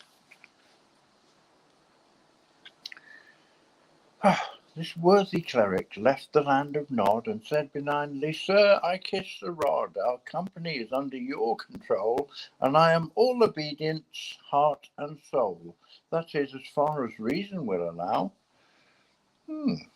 I heard the story I shall tell you now in Padua from a learned man now dead. Yes, he is dead and nailed up in his chest, and I pray God his spirit may have rest. Francis Petrarch, the poet laureate they called him, whose sweet rhetoric of late illumined Italy with poesy, as Linnean did with his philosophy and law and other special kinds of learning. Death that allows no lingering or returning, in, as it were, the twinkling of an eye, has slain them both, and we must also die. But to return to this distinguished man from whom I learnt the tale, as I began, let me say first he starts it by editing a preface in the highest style of writing, ere coming to the body of his tale, describing Piedmont, the Saluzzo Vale, and the high Apennines that one may see bounding the lands of western Lombardy. And he is most particular to tell of Monteviso, where from a little well the river Po springs from its tiny source. Eastward it runs, increasing on its course towards the Emilian Way, Forever past it reaches Venice and the sea at last, which is not only far too long to tell, but I think irrelevant as well, except to set the tale and engineer it, a framework. This is it, if you will hear it. What do you think of that? Do you want some more? That was the prologue to the Clerk's Tale. Okay, take a rest now. You've had enough of the poetry, is that right? I don't want you to just mess about. Did anyone enjoy that? It's a good story. It gets a lot better. It's an exciting story. You wonder what's going to happen.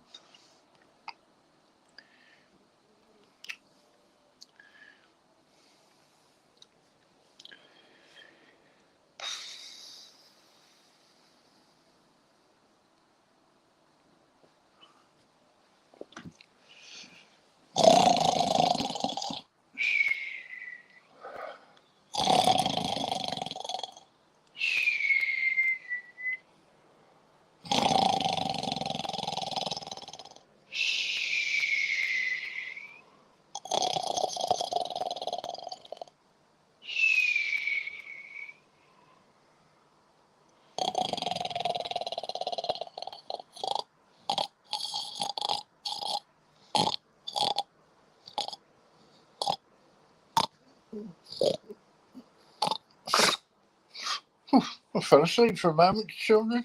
Sorry about that. Who's that? Pardon? Well, what have you got to say for yourself? I heard you whispering something. Teachers are what? Indeed. What is a teacher? A teacher is a teacher, of course.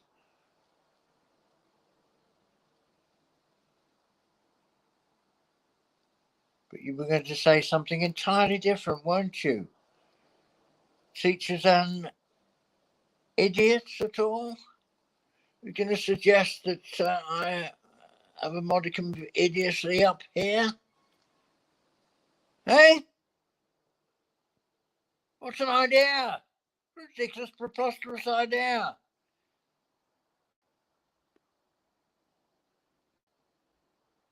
Teacher slightly what? Pardon? What am I slightly? Nodge. I heard it. It was you. What am I ever so slightly? Hey? Well, out with it. Come on. Tell the class what I am slightly. Teacher is slightly what? I didn't hear it. You were like this. Talking to the Shuka, who's fidgeting and laughing and grinning. Stop snivelling as well. You at the back there. What are you snivelling for? Eh? Oh, you're not really snivelling. You've just got the sniffles, have you? Well, here's a tissue. Goodness sake. Come and get it, child. Behave.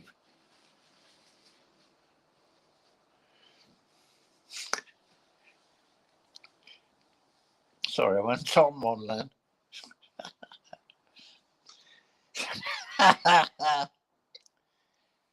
Anyway, we've not got to the bottom of it yet. Teacher is ever so slightly what, Norge? Well, I'm not waiting all day. Spit it out, girl. Tell the class. Tell the world, see if I care.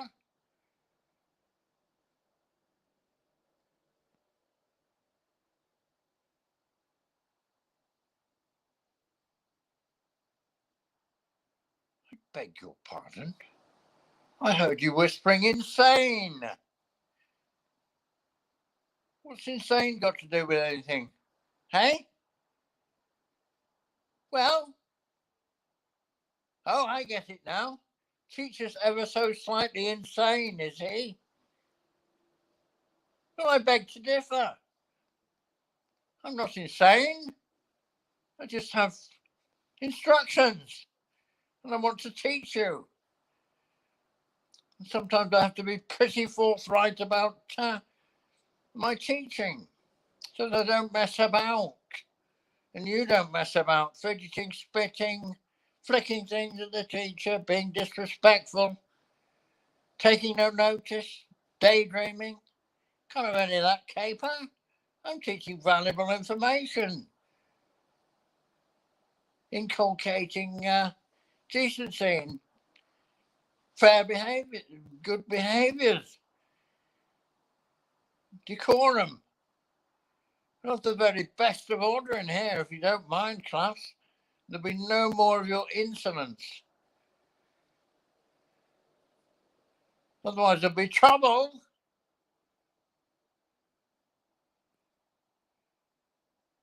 A few weeks ago when I was ill, I was getting the cane, wasn't I? I wasn't too well. I was reaching for the cane all the time. There's no point caning people all the time, is it? Doesn't do any good. You still can't behave. The cane's a waste of time. Mind you, I can use it if it gets too out of hand.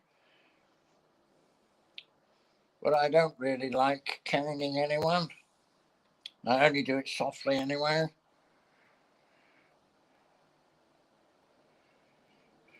You know, it doesn't hurt any of you at all.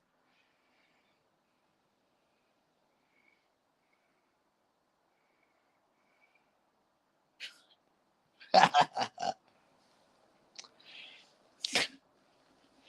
lost the plot. I've lost the plot. Because I forgot.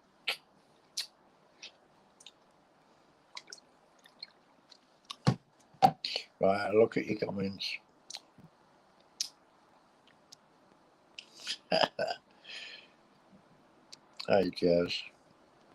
Take a rest now. Oh, dear. How can I rest? There's work to be done. Decent education to be presented, you know? Knowledge to be learned. Wisdom to be learned.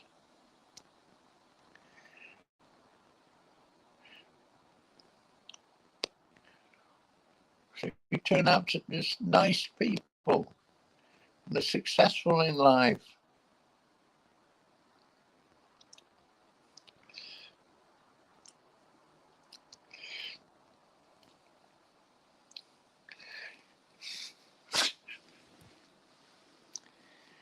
Nice, successful,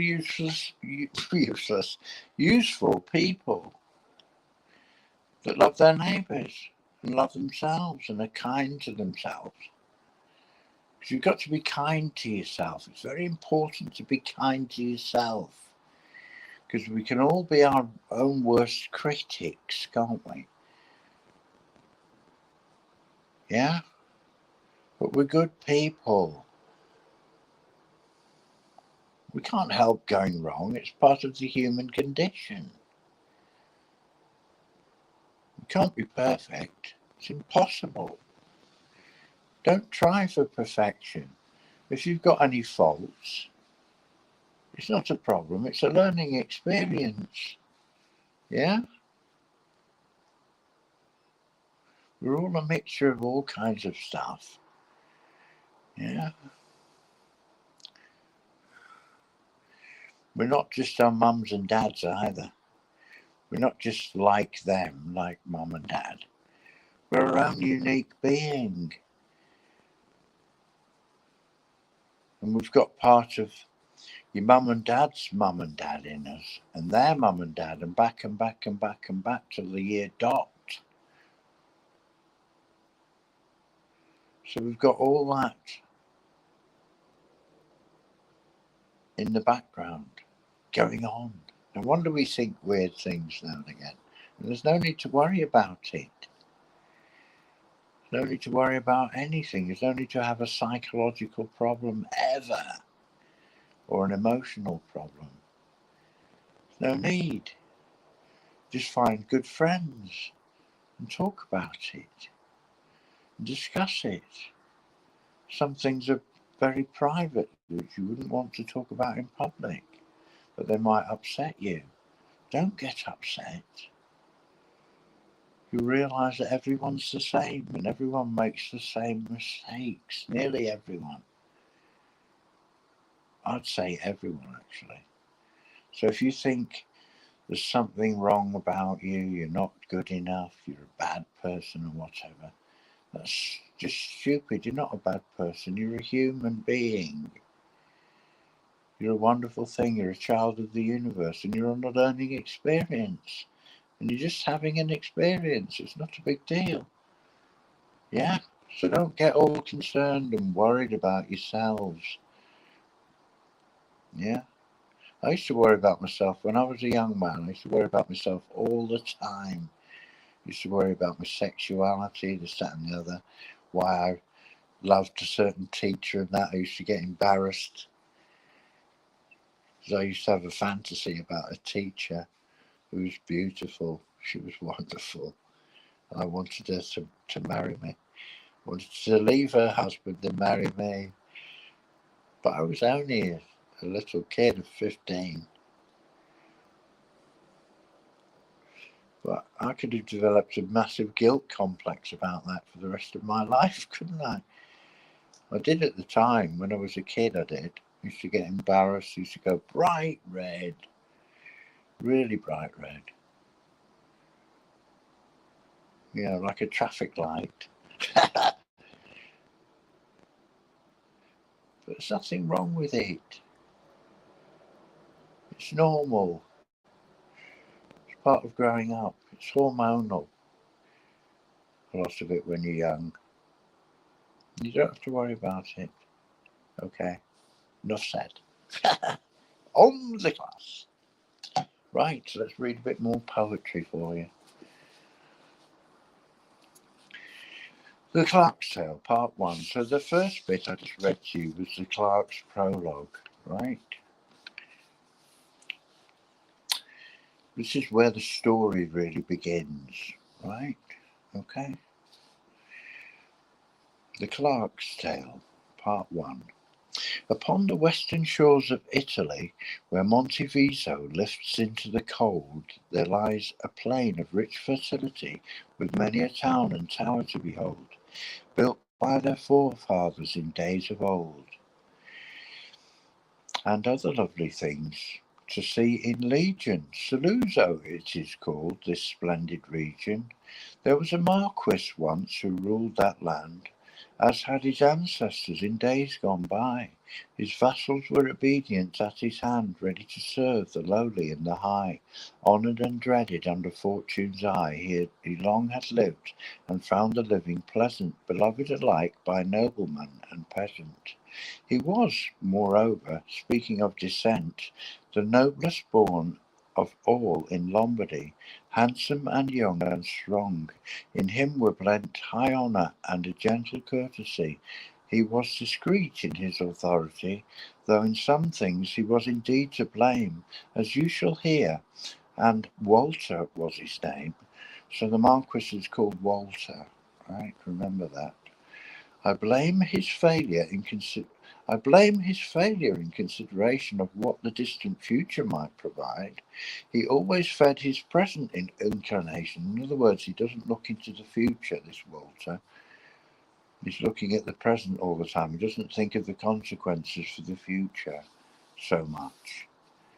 Yeah, sometimes. So I blame his failure in consideration of what the distant future might provide. He always fed his present inclination, hawking and hunting around the countryside. As to more serious cares, he let them slide. And worst of all, whatever might miscarry, he could not be prevailed upon to marry. This was the only point that really stung them. And so one day a deputation went to wait on him, the wisest man among them, or else the least unwilling to consent to give the Marquis their admonishment. The ablest there to touch on such a head boldly addressed the Marquis thus and said, My noble lord, your great humanity gives us assurance. We are therefore bold to speak on any point of urgency or heavy care, of which you should be told. Then, sir, let not your clemency withhold a hearing to our pitiful petition. Do not disdain my voice or our position. Though what I ask concerns me no more nearly than any of your subjects in this place, yet forasmuch as you have loved me dearly and ever shown the favours of your grace, I dare the better beg in such a case for gentle audience. Here is our request, and you, my lord, must do as you think best. We love you well, sir, are indeed rejoiced in all you do or ever did, and we scarce can imagine thoughts that could be voiced to lap us round in more felicity, save one thing only, would that it might be. Did you but choose, my lord, to take a wife, what a sovereign comfort to your country's life. So they're asking him to take a wife. Oh, bow your neck under the blessed yoke. It is a kingdom, not a slavery. They're talking about marriage here. In other words, marriage is a kingdom. Oh, bow your neck under the blessed yoke. It is a kingdom, not a slavery. Espousal, wedlock, it is called. Invoke your wisdom, ponder carefully, and see how variously days pass. The seasons flee away in sleeping, waking, roaming, riding. Time passes on, and there's no abiding. Still in the flower of youth's delights, age creeps upon you, silent as a stone. Death menaces all ages, and he smites the high and low, the known and the unknown. We see for certain, are obliged to own, that we must die, but we are ignorant all of when the hours to come, the blow to fall. What do you think of that? I've just read half of it, half of the first section, roughly. Nobody replies. I ask a pertinent question. I don't get a reply. I don't know why.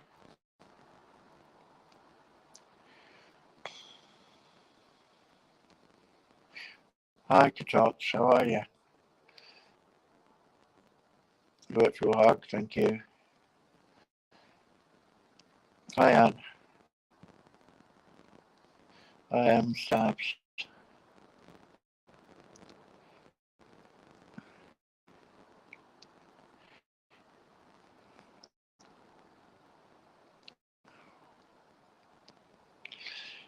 And green crystal ball.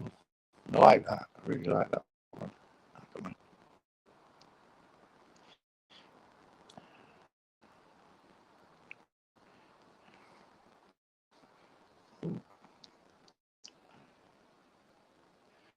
Anyone want me to read any more? Because I won't if you don't want to. If you're getting bored. But it's good English. It's good, to hear words. Words are beautiful. They can be.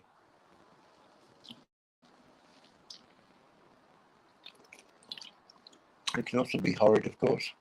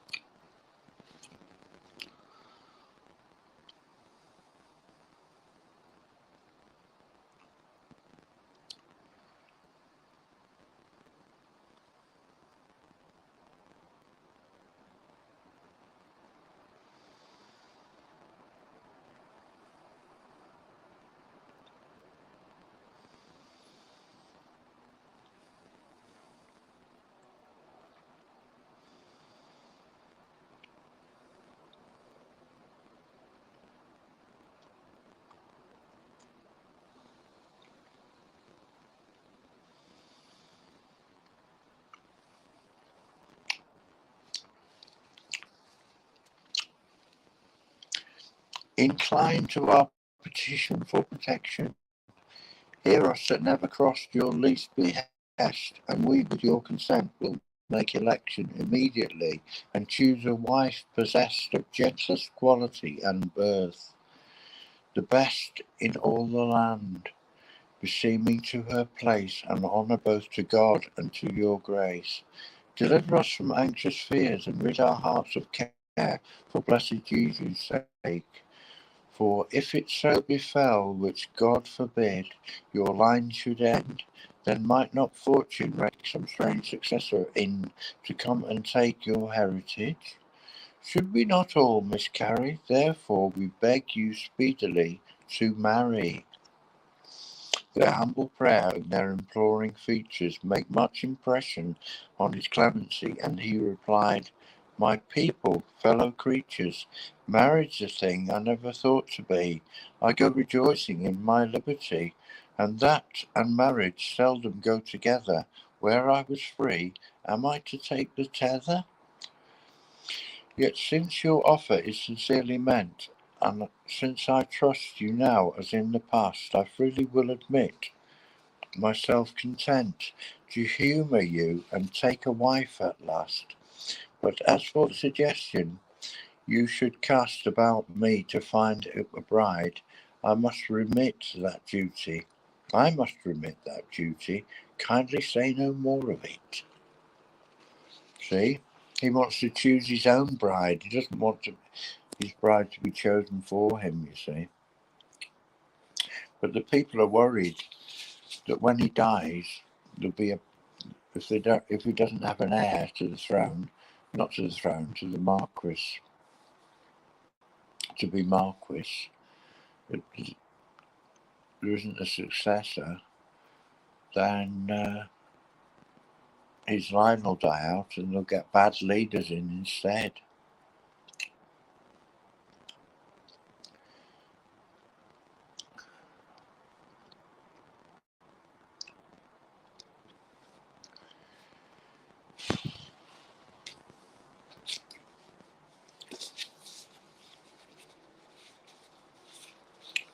I shouldn't be reading it with a sweet in my mouth, really, but never mind.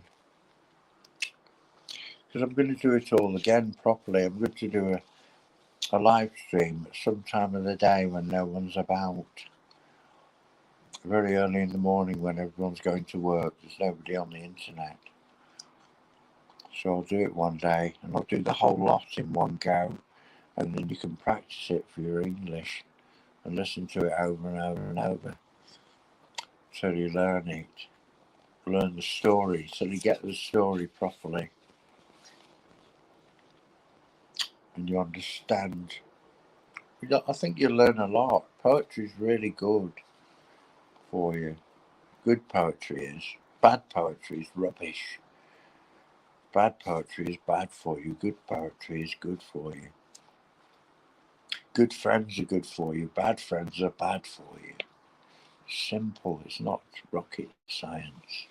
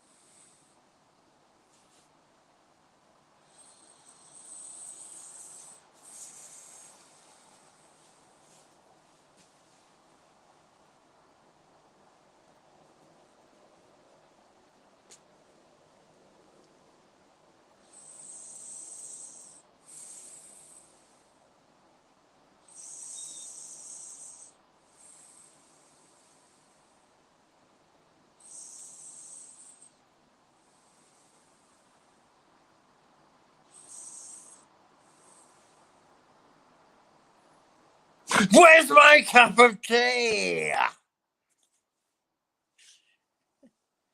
Well, class, class, are you listening to me?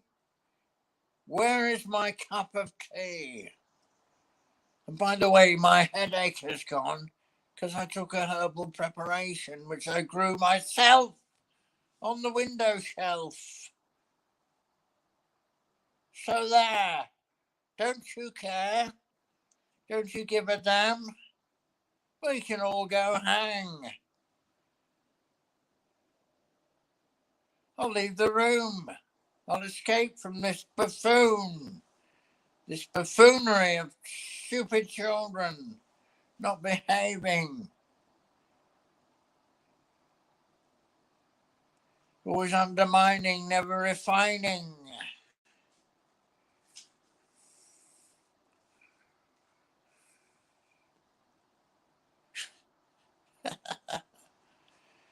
All right, I'm going to speak.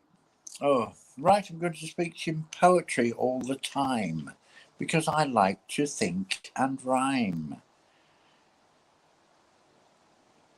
So we'll have some poetry here to make you realise quite clear just how interesting poetry can be.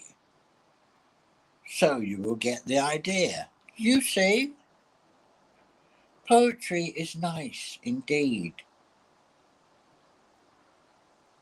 Especially when it's written about greed and takes the mickey out of greasy folk who like to throttle and hurt and choke the life out of poor people and drive them working for their benefit, which is not nice. Not a bit. Not even a little bit is it nice to exploit.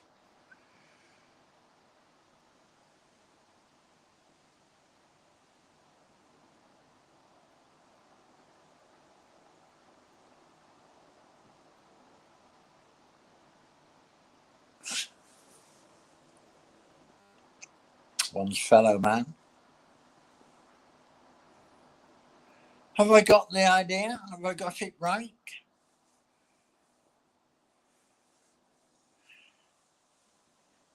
I could do a whole live stream for 6 hours of poetry, and every line's got to rhyme. Do you think there'd be enough time? What a preposterous idea to bring poetry to the Philippines over there. What's an idea? What's an ocean? I'll have to cross the whole damn ocean.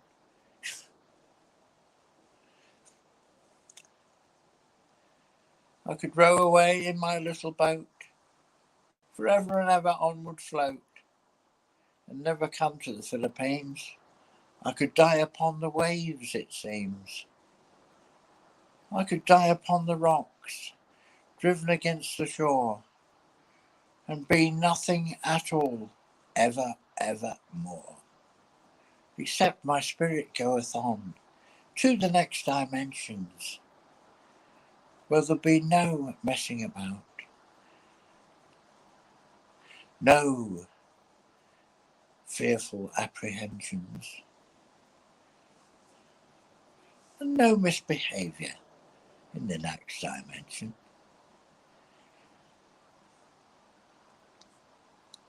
Did I tell you I can speak in poems? Did I ever bother to mention? I used to do it all the time, using my reason and my rhyme. I used to say things in poetry, especially for you. If you will hear, it's free, doesn't cost you any money, and sometimes it can be quite funny. Some say stupid, they are ignorant.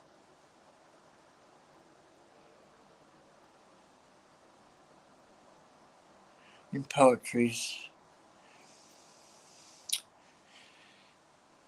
In poetry's bright furnace, words are blent, and love is fashioned and then sent. Did you like that? I rather like that. I think that was quite good. I can go on all day like that. I do it in my head when I'm walking, do poetry to myself. Very good for you.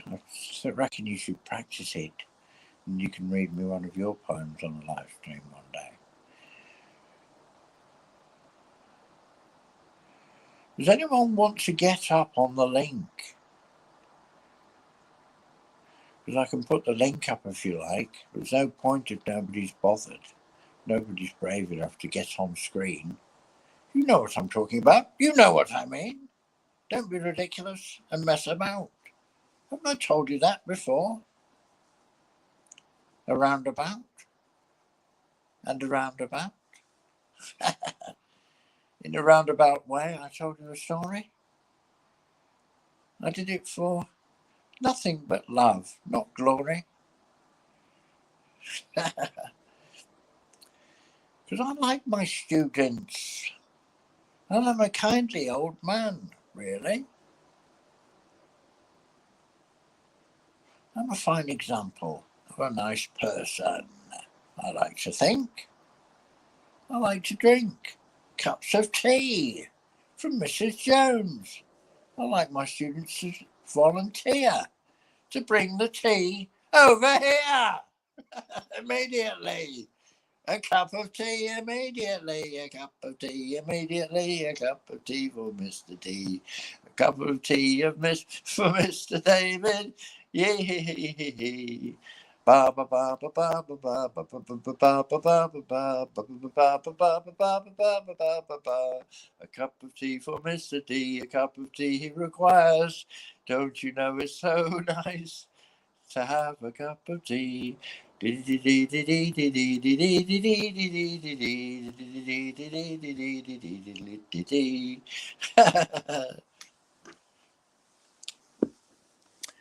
Yeah. Whatever you do, never smoke filthy cigarettes or tobacco. Disgusting pipes of shit. Cigarettes full of shit. Otherwise, you make yourself ill. Very ill indeed. Might even kill you. Disgusting, filthy habit, waste of money, addiction, horrible shit. Does any of you smoke cigarettes? Come on, admit it. Get out here with that tobacco. I saw you under the desk rolling a cigarette. Behave! Come here with that bloody tobacco.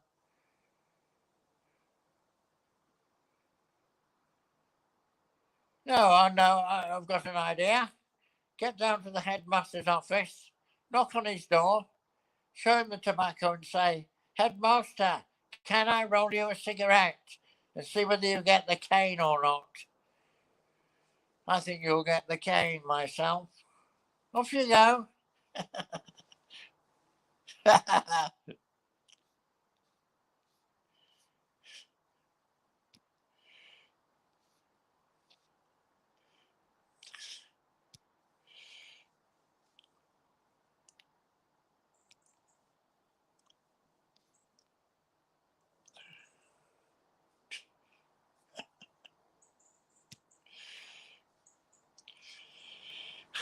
Yeah.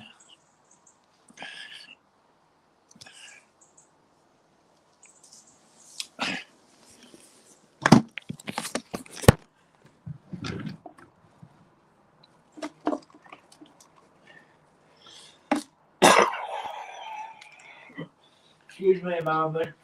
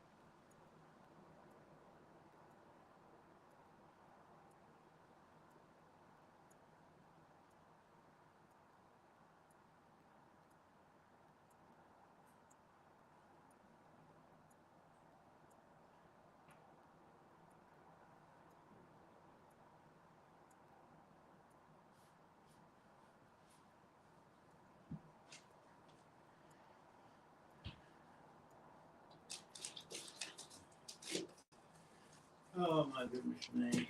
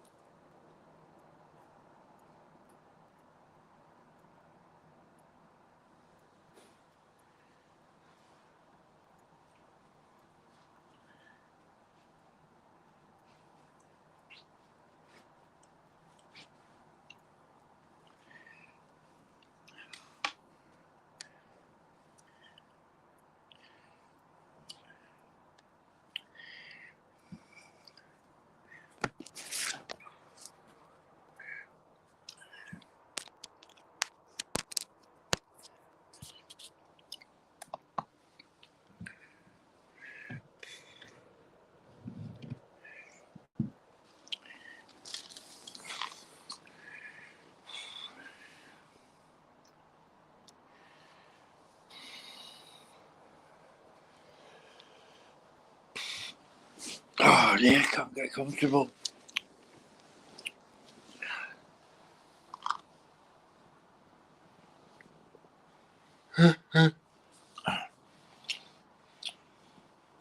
We've been on for nearly 3 hours.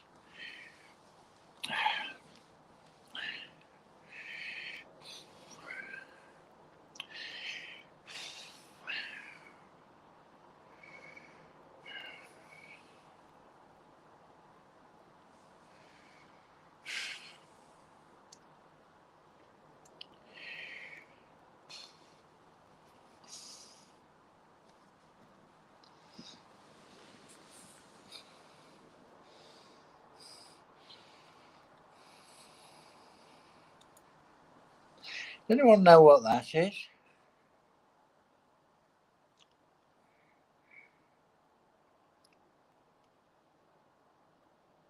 No, it's not a little banana. What is it?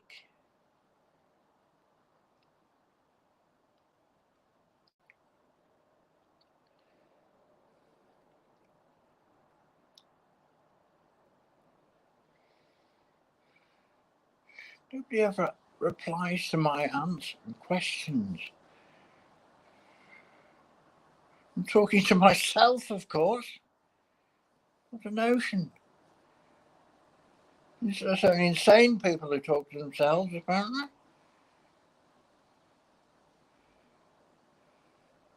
You can't blame them for talking to themselves because no one else will listen to them.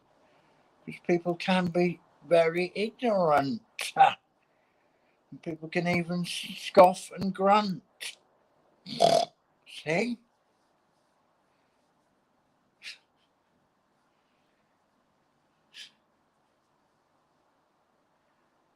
It's the garlic.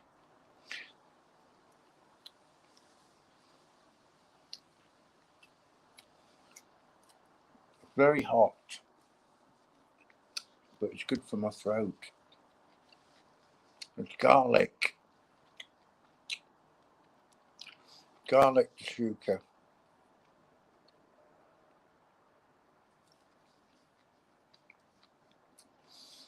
Raw garlic.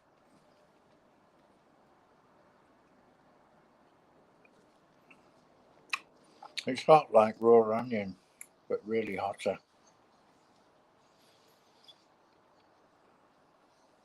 It's good for your throat though.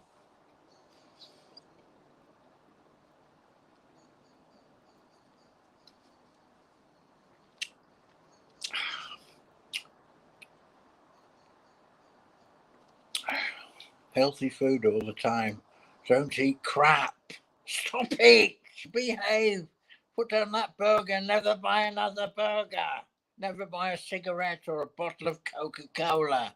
It's muck. Poison.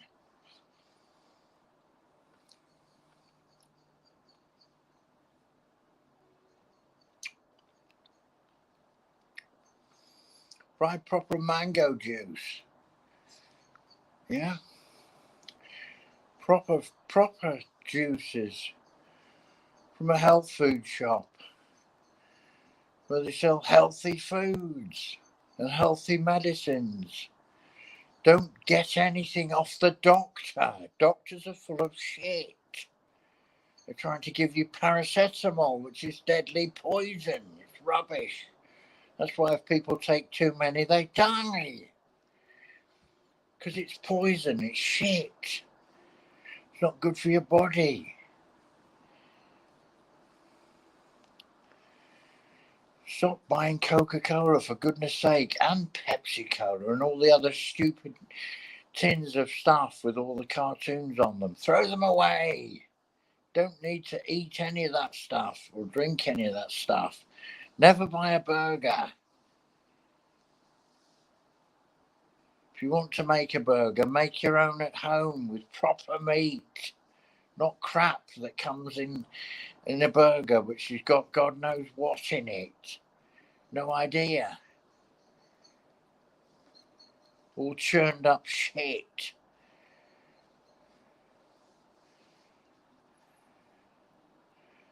You can make your own mince at home if you want meat. Get a steak, chop it up finely. Yeah. Get some flour out, put it on your board. Make a patty out of the meat and press it into the flour and fry it with some onions and some garlic and some herbs. But don't leave the herbs in too long, otherwise they'll get burnt. Put the herbs in right near the end when it's nearly done. Just a light dusting of herbs and spices. Not too much spice, just enough. So it's perfect. If you must eat a burger, why not do that? Or make a bean burger out of red kidney beans. You can buy them in a tin, which is okay. Red kidney beans in a tin. Drain off all the water, mash up the beans with a potato masher. Chop lots of onions in it. Yeah. Put the flour on the board, make it into a patty. Maybe stir in a little bit of flour.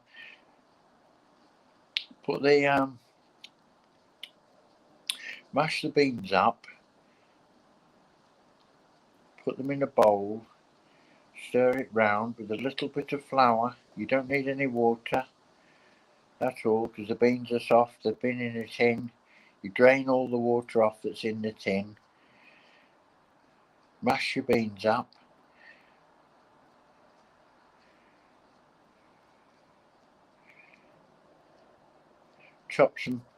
Stir some very finely chopped onions in. And a little bit of flour if you need it. If it's still a bit floppy, put a bit of flour to stiffen it up. Make it into a patty. Press it into the flour on the board. And then you're ready to fry. Or you can put a few herbs into that while you stir in a few herbs into it, actually, before you make the patty, and blend it all together. Make a little patty, pat it together.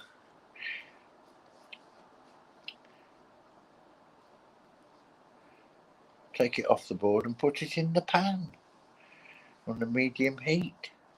Fry it until it's golden brown. It's beautiful. With some tomatoes, fry it up with some tomatoes. A little bit of garlic or something. Absolutely wonderful. Bean burgers are far better than meat burgers any day of the week. I don't eat meat. I don't eat fish either. Although I'd like to eat fish. If the oceans were a bit cleaner, I might do. But I don't eat fish, shellfish or anything. I eat vegetables and fruits and herbs and pulses, beans and peas, tomatoes, lemons indeed. I like lemons, lemon juice, wonderful. Healthy. You've got to eat healthy things, otherwise you won't be healthy. A healthy body makes a healthy mind.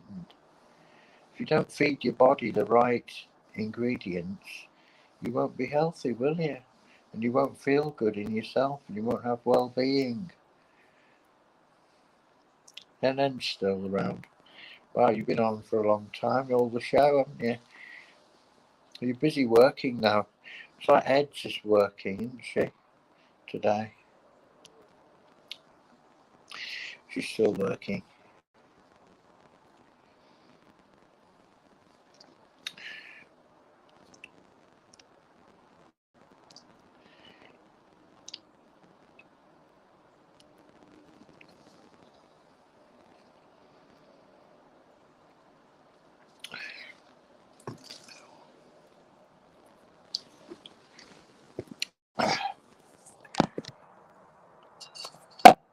I need to change my socks because they're all soggy, so I'm going to do that. No, I'll just take them off actually. Let my feet dry in the air, and then I'll put a new pair on. Oh!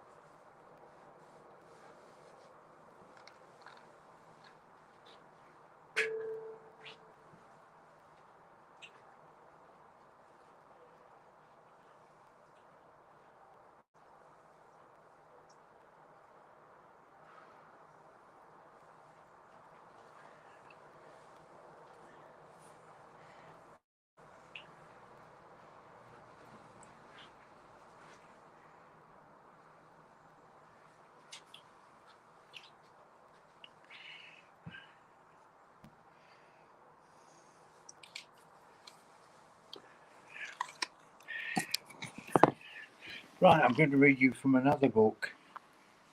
Sedated: How Modern Capitalism Created Our Mental Health Crisis by James Davies.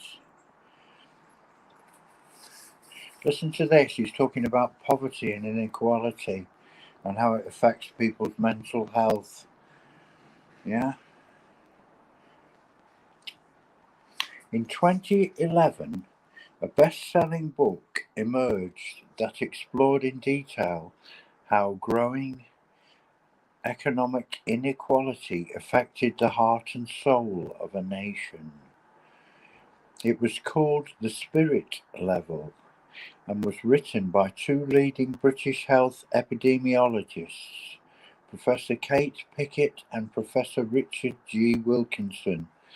The book represented the culmination of their career-long research into the relationship between inequality and human and social well-being. Could the former affect the latter, and if so, in what precise ways? Drawing upon hundreds of national and international data sets from organizations, Pickett and Wilkinson analyzed the relationship between inequality and well-being in 23 of the wealthiest developed nations. They were particularly interested in identifying whether higher rates of inequality had any impact on our quality of life and well-being. The many measures of well-being they focused on included levels of life expectancy, infant mortality, obesity, drug use, teenage pregnancy, bullying, imprisonment, social connectedness, educational attainment, social mobility, and the status of women. After correlating all these variables with income rates across international data sets, a clear plan emerged. The bigger the gaps between rich and poor in any society, the more severe and prevalent each of these social problems would be. Overall, Greater economic inequality was associated with a whole array of social and health problems, and this association, it turned out, adversely impacted not just the poorest members of society.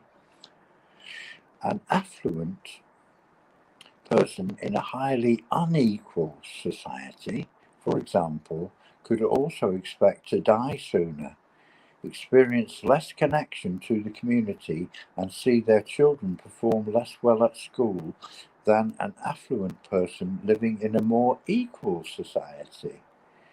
Pickett and Wilkinson summarized this association, figure 3, with the more unequal societies on the right. Health and social problems are worse in more unequal countries. And there's the graph, the chart. Hang on, see if I can hold it up.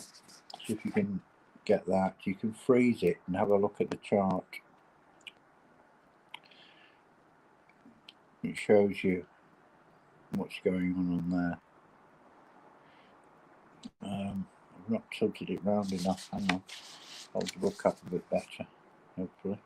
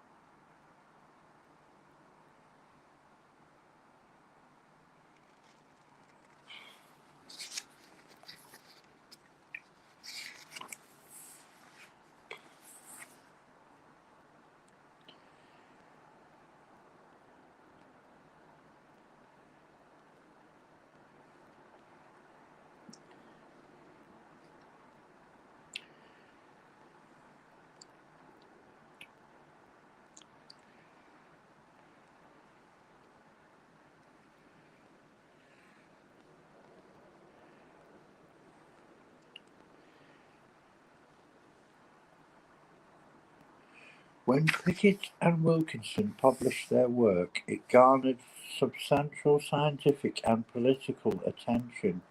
Positive reviews appeared in Nature, the British Medical Journal, The Lancet, and the London Review of Books.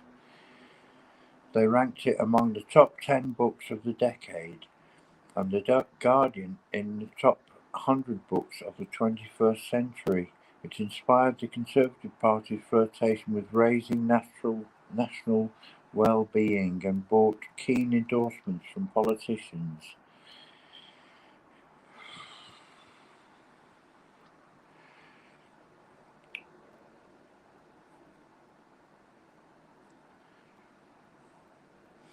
But of course, there was also a powerful backlash, especially from the economic right, whose ideology was threatened by the book's main conclusions.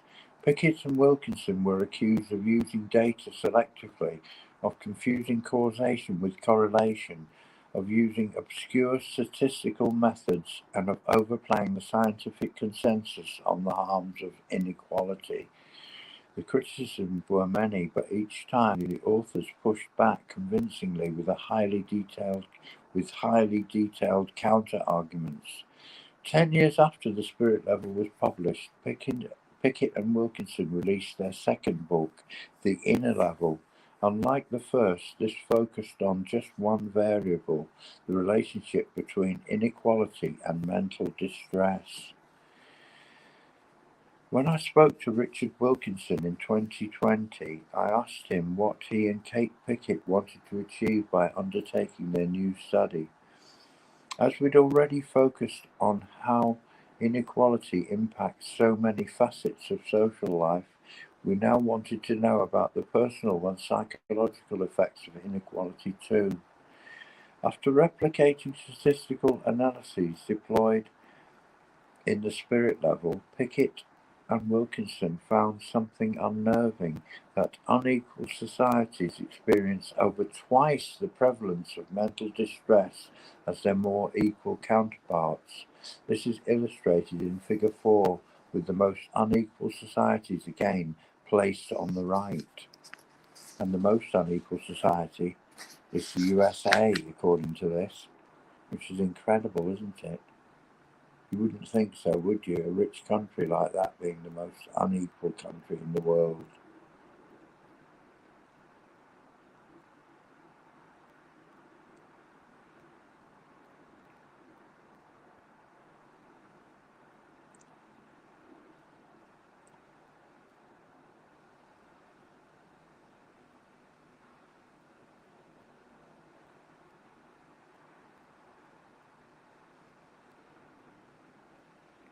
There you go.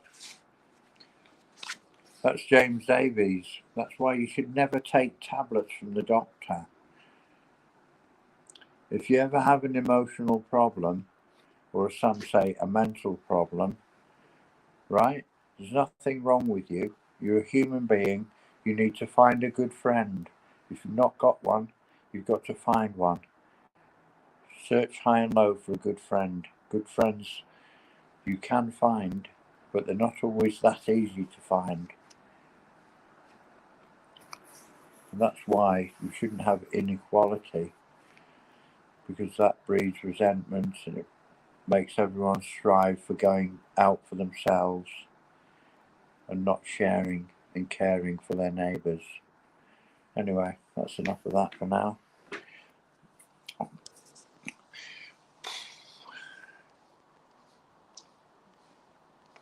It's all good English anyway. Nothing else. Some of it will go into your brain.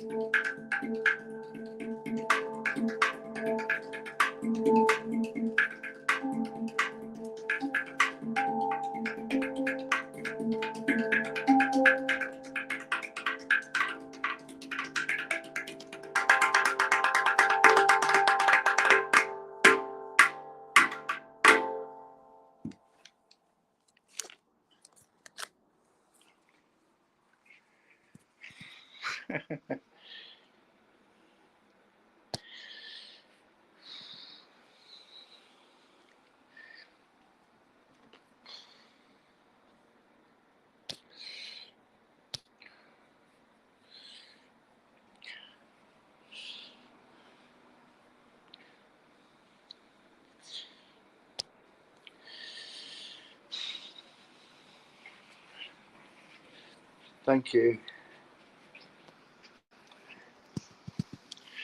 Nice to be appreciated. You do inspire me. I'm getting better. And you're helping me. You're all helping me. You're helping in my development as much as I may be helping you slightly. You know, because you're making me feel better about myself, about what I do. And I think we've got a good thing going here. I think the comedy, the messing about and all that lot is all good fun.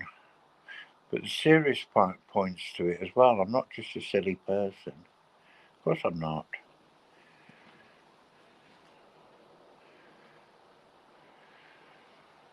It's good to communicate ideas and help one another. Each one teach one. You know? If you've got an idea, come on and share it. Do you think I'm talking to you? Well, if the cap fits, wear it. Look at my hair, what a mess. I'm not supposed to be showing you my hair. I'm supposed to be doing the hair reveal. When the hair's up here, when the cap's about this high off the top of my head. Oops, I can't hold it properly. When the cap gets higher, I can't do it with that hand. Look at my cap. When the cap gets, I can't do it.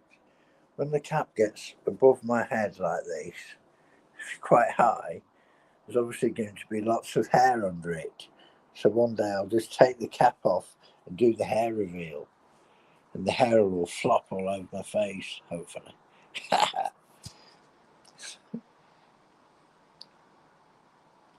I'm talking to everyone. But thanks for the clap, Eds. You did a clap, and thanks for the love, Mama. I want me Mama. Yeah, good vibes.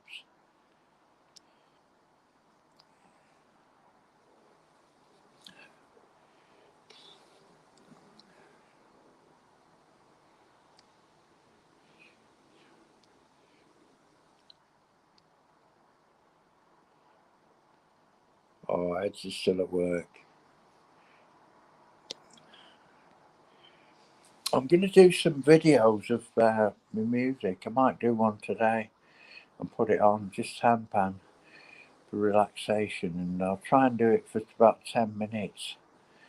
I'll have to delete some stuff on my phone because I've not got enough room on it to film it. But I'll do that because it's worth it, isn't it? Delete some old videos and that, get rid of them, and free up some space, and then I can do a 10-minute thing, improvisation on the handpans for relaxation. Yeah, everyone to relax for 10 minutes and float away and feel you know,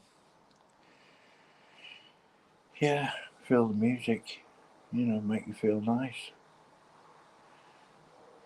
Hopefully. That's the idea anyway. What's the point in making music if it doesn't make people feel good? Total waste of time.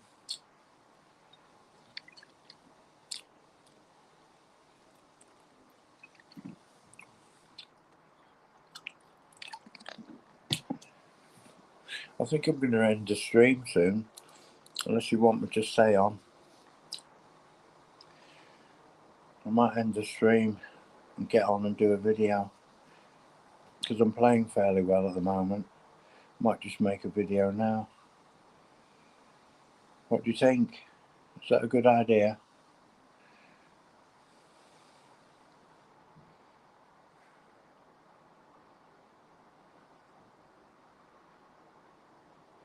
An answer came there, none. No answer. Never answer me, do you? I'm just going to go. I'm not going to say goodbye or anything. I'll just go. Just ignorantly disappear. Well, Everness.